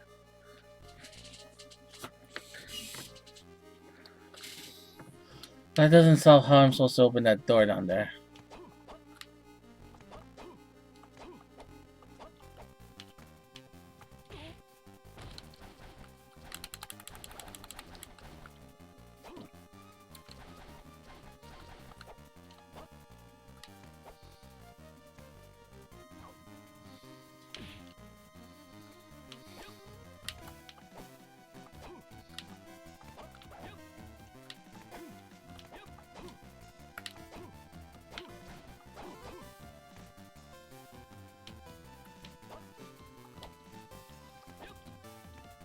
Okay.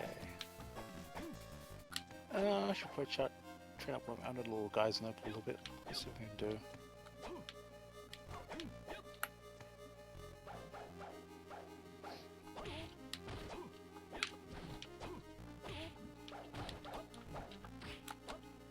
Thank you.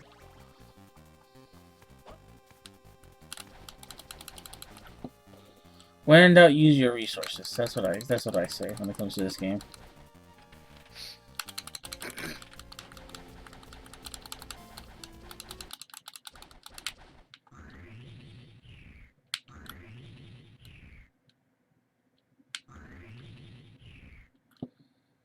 I just learned something now.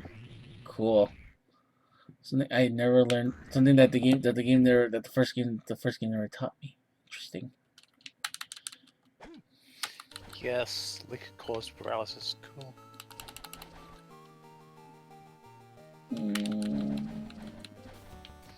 And that Palapa was screwed. Good.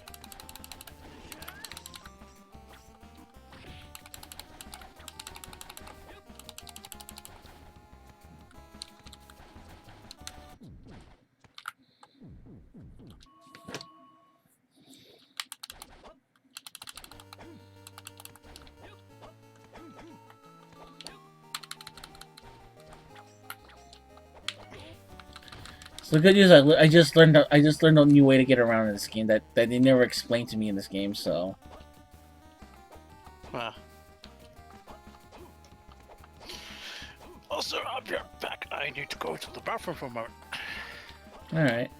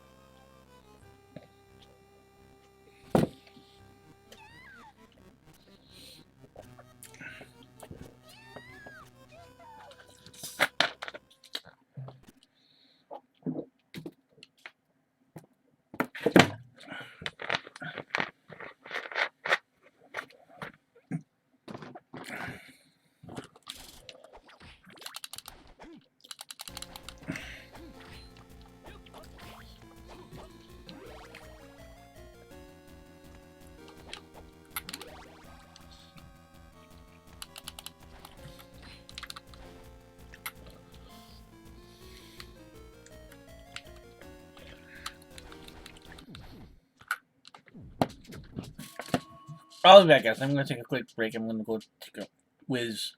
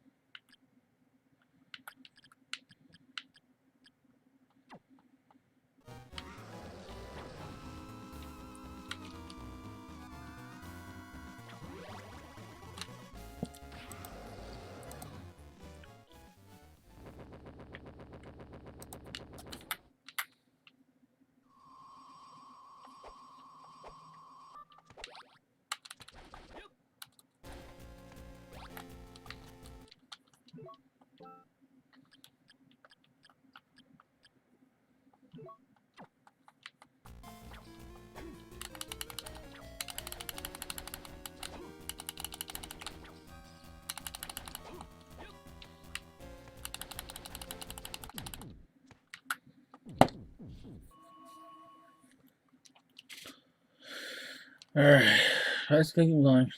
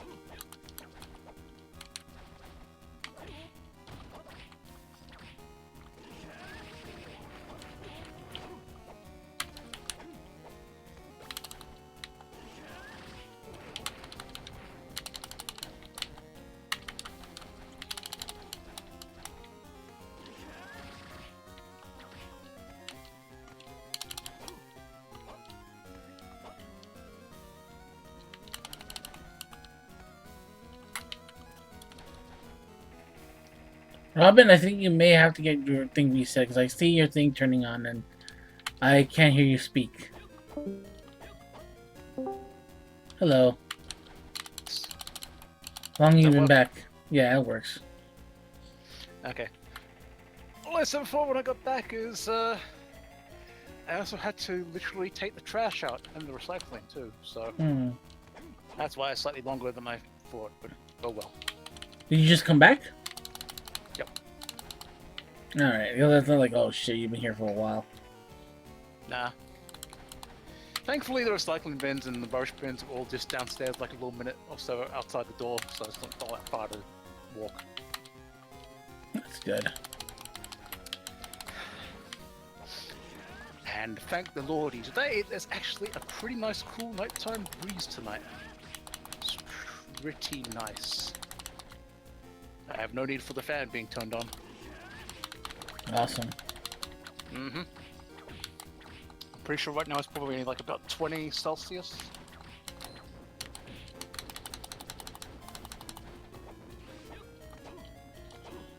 Is that good or is that bad?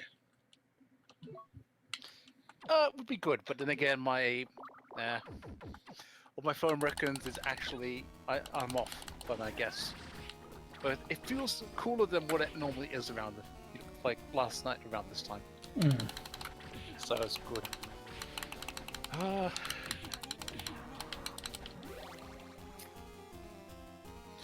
Is that a good move for tier 2 though? I'm gonna find out if it's a good move potentially, or if there's another move for it though. Which one? It's the rock and water type turtle one. Tortuga. Oh, okay. Yeah. The one which basically looks like a leatherback sea turtle. Yeah. Sea turtle. And one of the moves that we have the chance to learn right now is actually Ancient Power. But I'm not sure if I should learn that or if I should potentially keep Rollout or something though. Or replace something else like say Protect or something. Well, that's always been a good move to have like on the to have on the side for any Pokemon, because it's like one of those things where it's like most actually affected by rock types, so especially normal types. Rock bugs, bugs, flying types. Yeah, there's a few that get affected by it. Fire types. But Agent Power is the thing where it's only got like 5 of them, but it also gives you like potential stat boosts though from it though. So that's what I'm kind of thinking in my mind. Is there anything potentially better coming up for it though? That's why I'm going to look up on Bulbapedia what moves it learns up as it levels up. Like if it learns any other interesting stuff along the way. Sounds good. Like check the level up move list. So.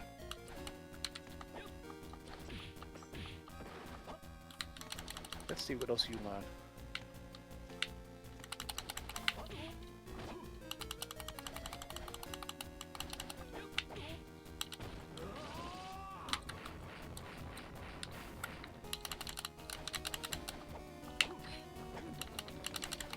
Okay, so let's see. It also learns Crunch at level 21. What is Wide Guard? I've never seen that move before, actually, though. Which one? Wide Guard.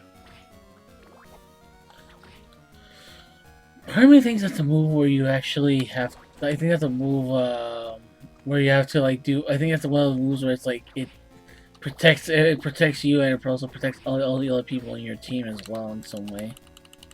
Yeah, it protects all Pokemon on the user side on the field for the rest of that turn from damaging moves that can target multiple Pokemon.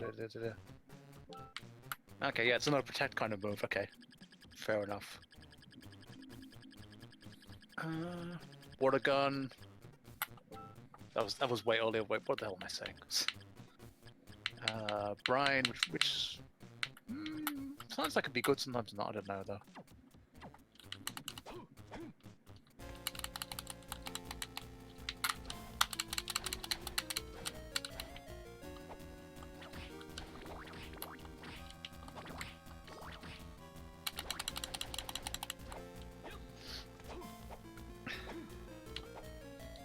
Well, I know it. I think it'll learn a potentially better rock type move. It'll learn a Smackdown a little bit later on, though. That's not a bad move to have.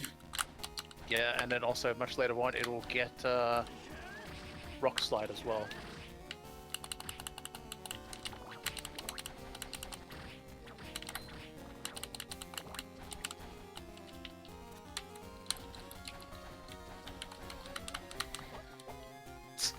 Oh wow, and it evolves from that into okay. It evolves from that into something almost like a Teenage Mutant Ninja Turtle thing. Kind of. Like a bipedal kind of giant shelled, flippered arms, total humanoid like thing. Okay, Kappa?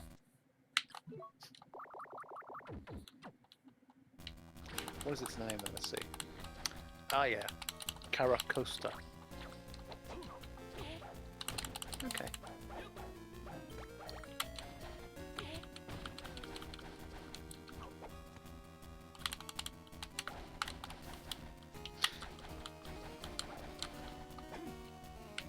Yeah, maybe if it comes to the point where it's going to evolve a little bit, I might hold off just a little bit in case. And all that, though. Better moves? Maybe. Yeah, learn a few moves before I let it evolve, potentially. Hmm. But again, it doesn't even evolve. It doesn't even evolve until level 37 anyway, so I'd have to worry about that for a little bit. Hmm. I think Ancient Power I'll leave alone for now. Protect might get replaced by something else later, though. Okay, so keep all moves for the moment.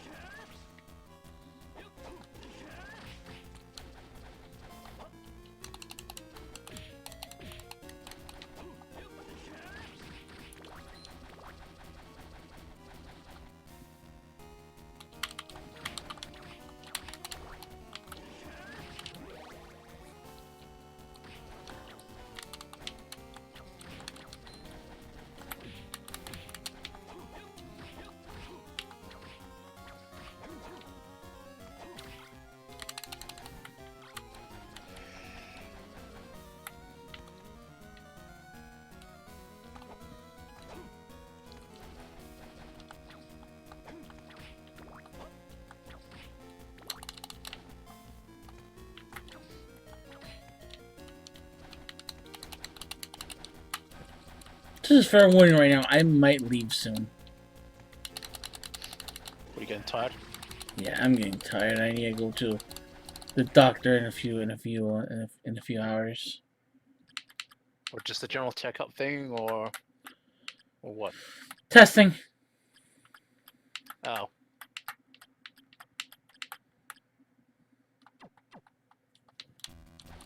Nothing too bad. They just want to run some tests on. They want to run some tests on me just to make sure a few things.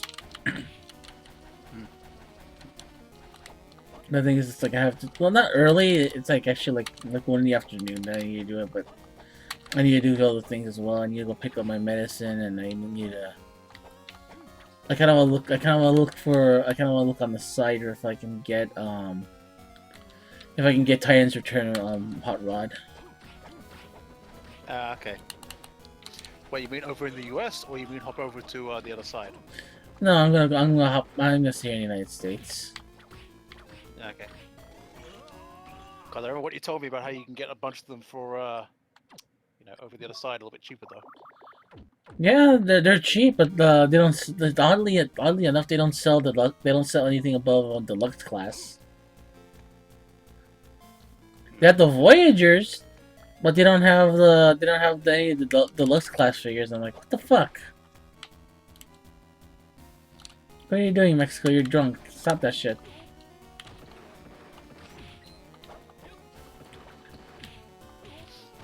So it's like right now it's actually better for me right now to get any of those Transformers here in the United States.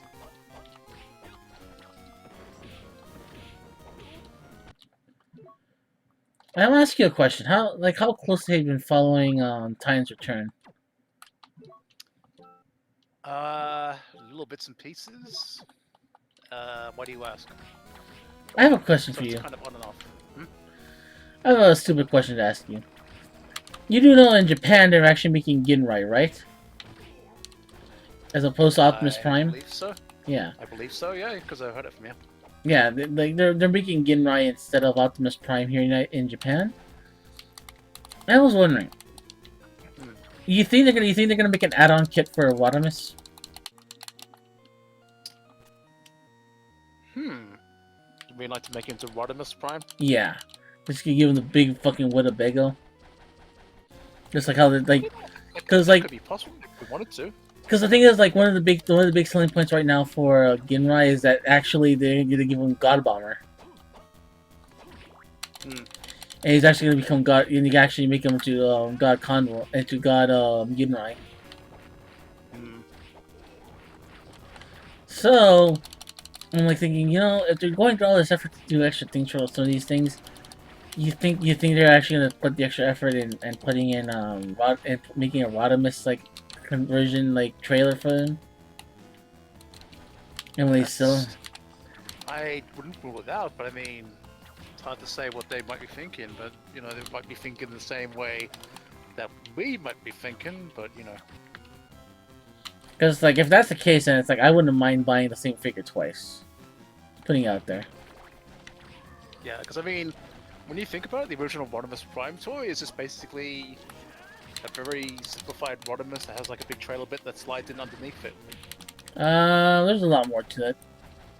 Well, I mean, like the original Rodimus Prime, like Generation 1 figure is like, you know, the basic front part of the figure is like how Hot Rodimus is. It's like, you know, you just slide part of the back end into the, you know, the trailer bit and everything. Yeah. So, I mean, with modern toy engineering nowadays, you could do so much more than you could back then in the 80s, though. Yeah, the thing is, like, the part of the trailer wasn't part of the trailer wasn't part of wasn't part of the transformation. So I'm pretty sure that if they do something like that, it'll be interesting if they can actually put in the actual, if they actually put in the actual robot in, if they actually put in the trailer in the transformation just to see if they can actually get away with actually releasing the thing. Hmm.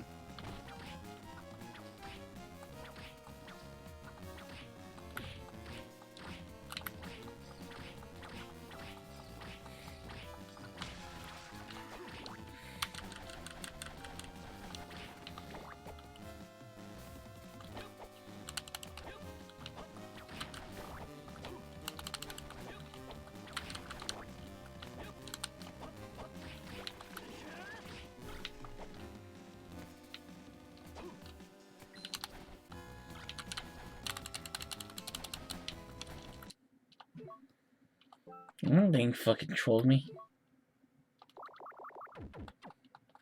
Alright, gotta find a safe point somewhere. It's gonna be impossible.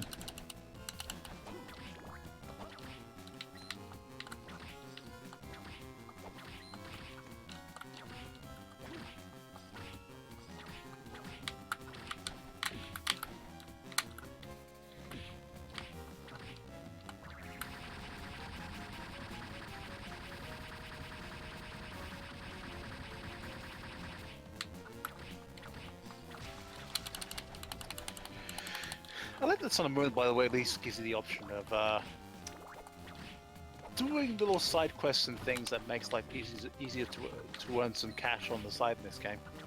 Yeah. And also, if like, well, if you want to go spend a bunch of money on like getting some heart scales by the 4th island and the like, you can go to that one little place and just keep ordering a bunch of meals to get a little heart scale or 2 or 3 or something, if you wanted them. Yeah. Like reloading moves, it makes life kind of easier. Like even evolution stones, they're easy to get hold of in this game. Period, completely and utterly. So, especially some of the things that they kind of didn't do right, like well, the festival plaza. So. Oh my god, that's a shit show. Yeah, it's like. Who thought of that bright idea? I know, it's like this big hub, castle festival place. It's like I just want to connect to it's like I just want to connect to my friends. Is that so much to ask? Yeah, it's like Generation 6 had the whole idea right and simplified it easy. It's like a weird step backward because Nintendo or Game Freak innovation or You're in Fantasy or whatever.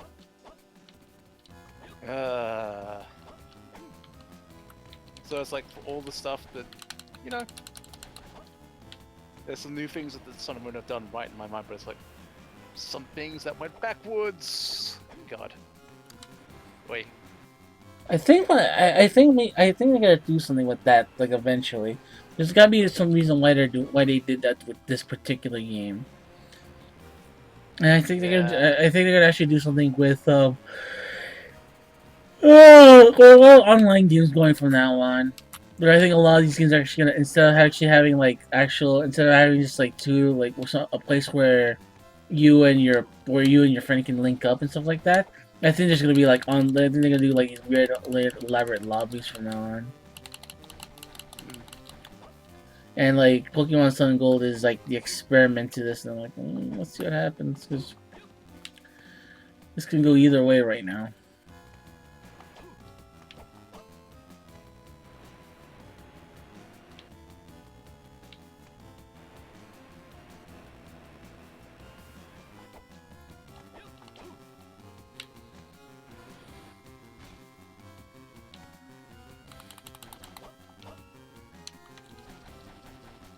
Also, at the very least, thankfully, a lot of these developers I tend to encounter in the wild, a lot of them tend to be making a lot of mistakes with their moves half the time. Hmm. Like, as in, they tend to use spit up or swallow or stockpile at the wrong time, and they're practically the equivalent of not using a move. Don't ask me why, but I think it's the AI being a little bit stupid. I think that's what I think. Yeah, the AI does some weird things in any kind of game, really. True.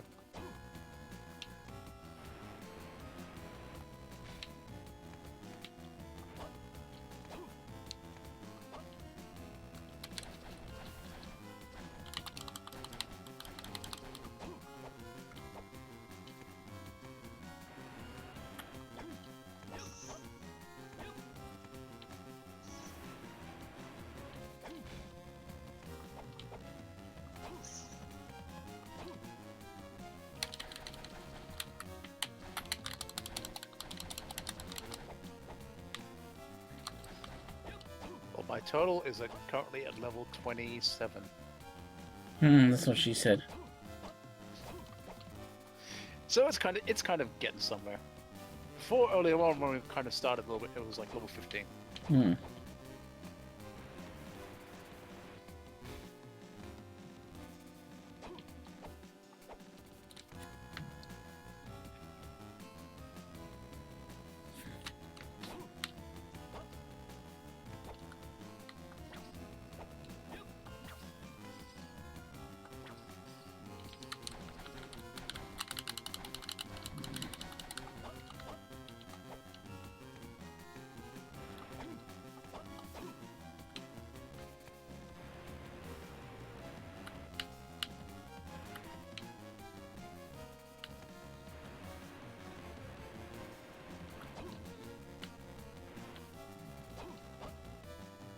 Also, I hope with my window being wide open that you're not getting too much background noise.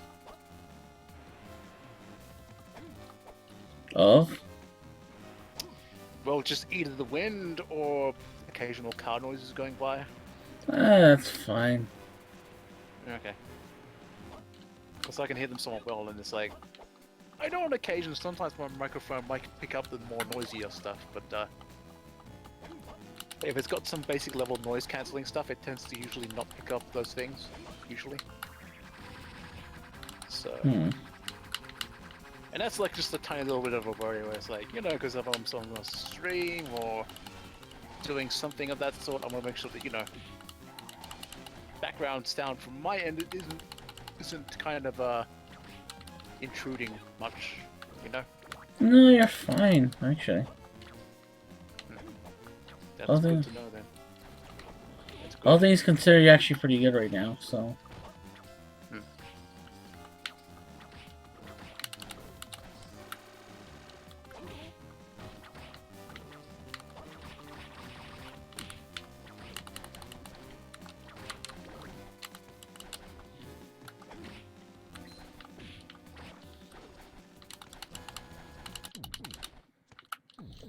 Okay, I found a save point. I am going to go to sleep then.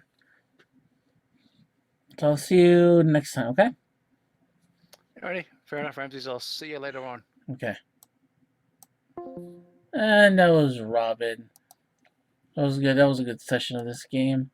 I thought I could beat this game, but I got fucking lost. But I'm kind of in a good groove now. Let's see what happens. I think I might come back to this later. I might come back to this tomorrow. So just I want to get this done before the end of the year. So, with that said, guys, I will see you all next stream.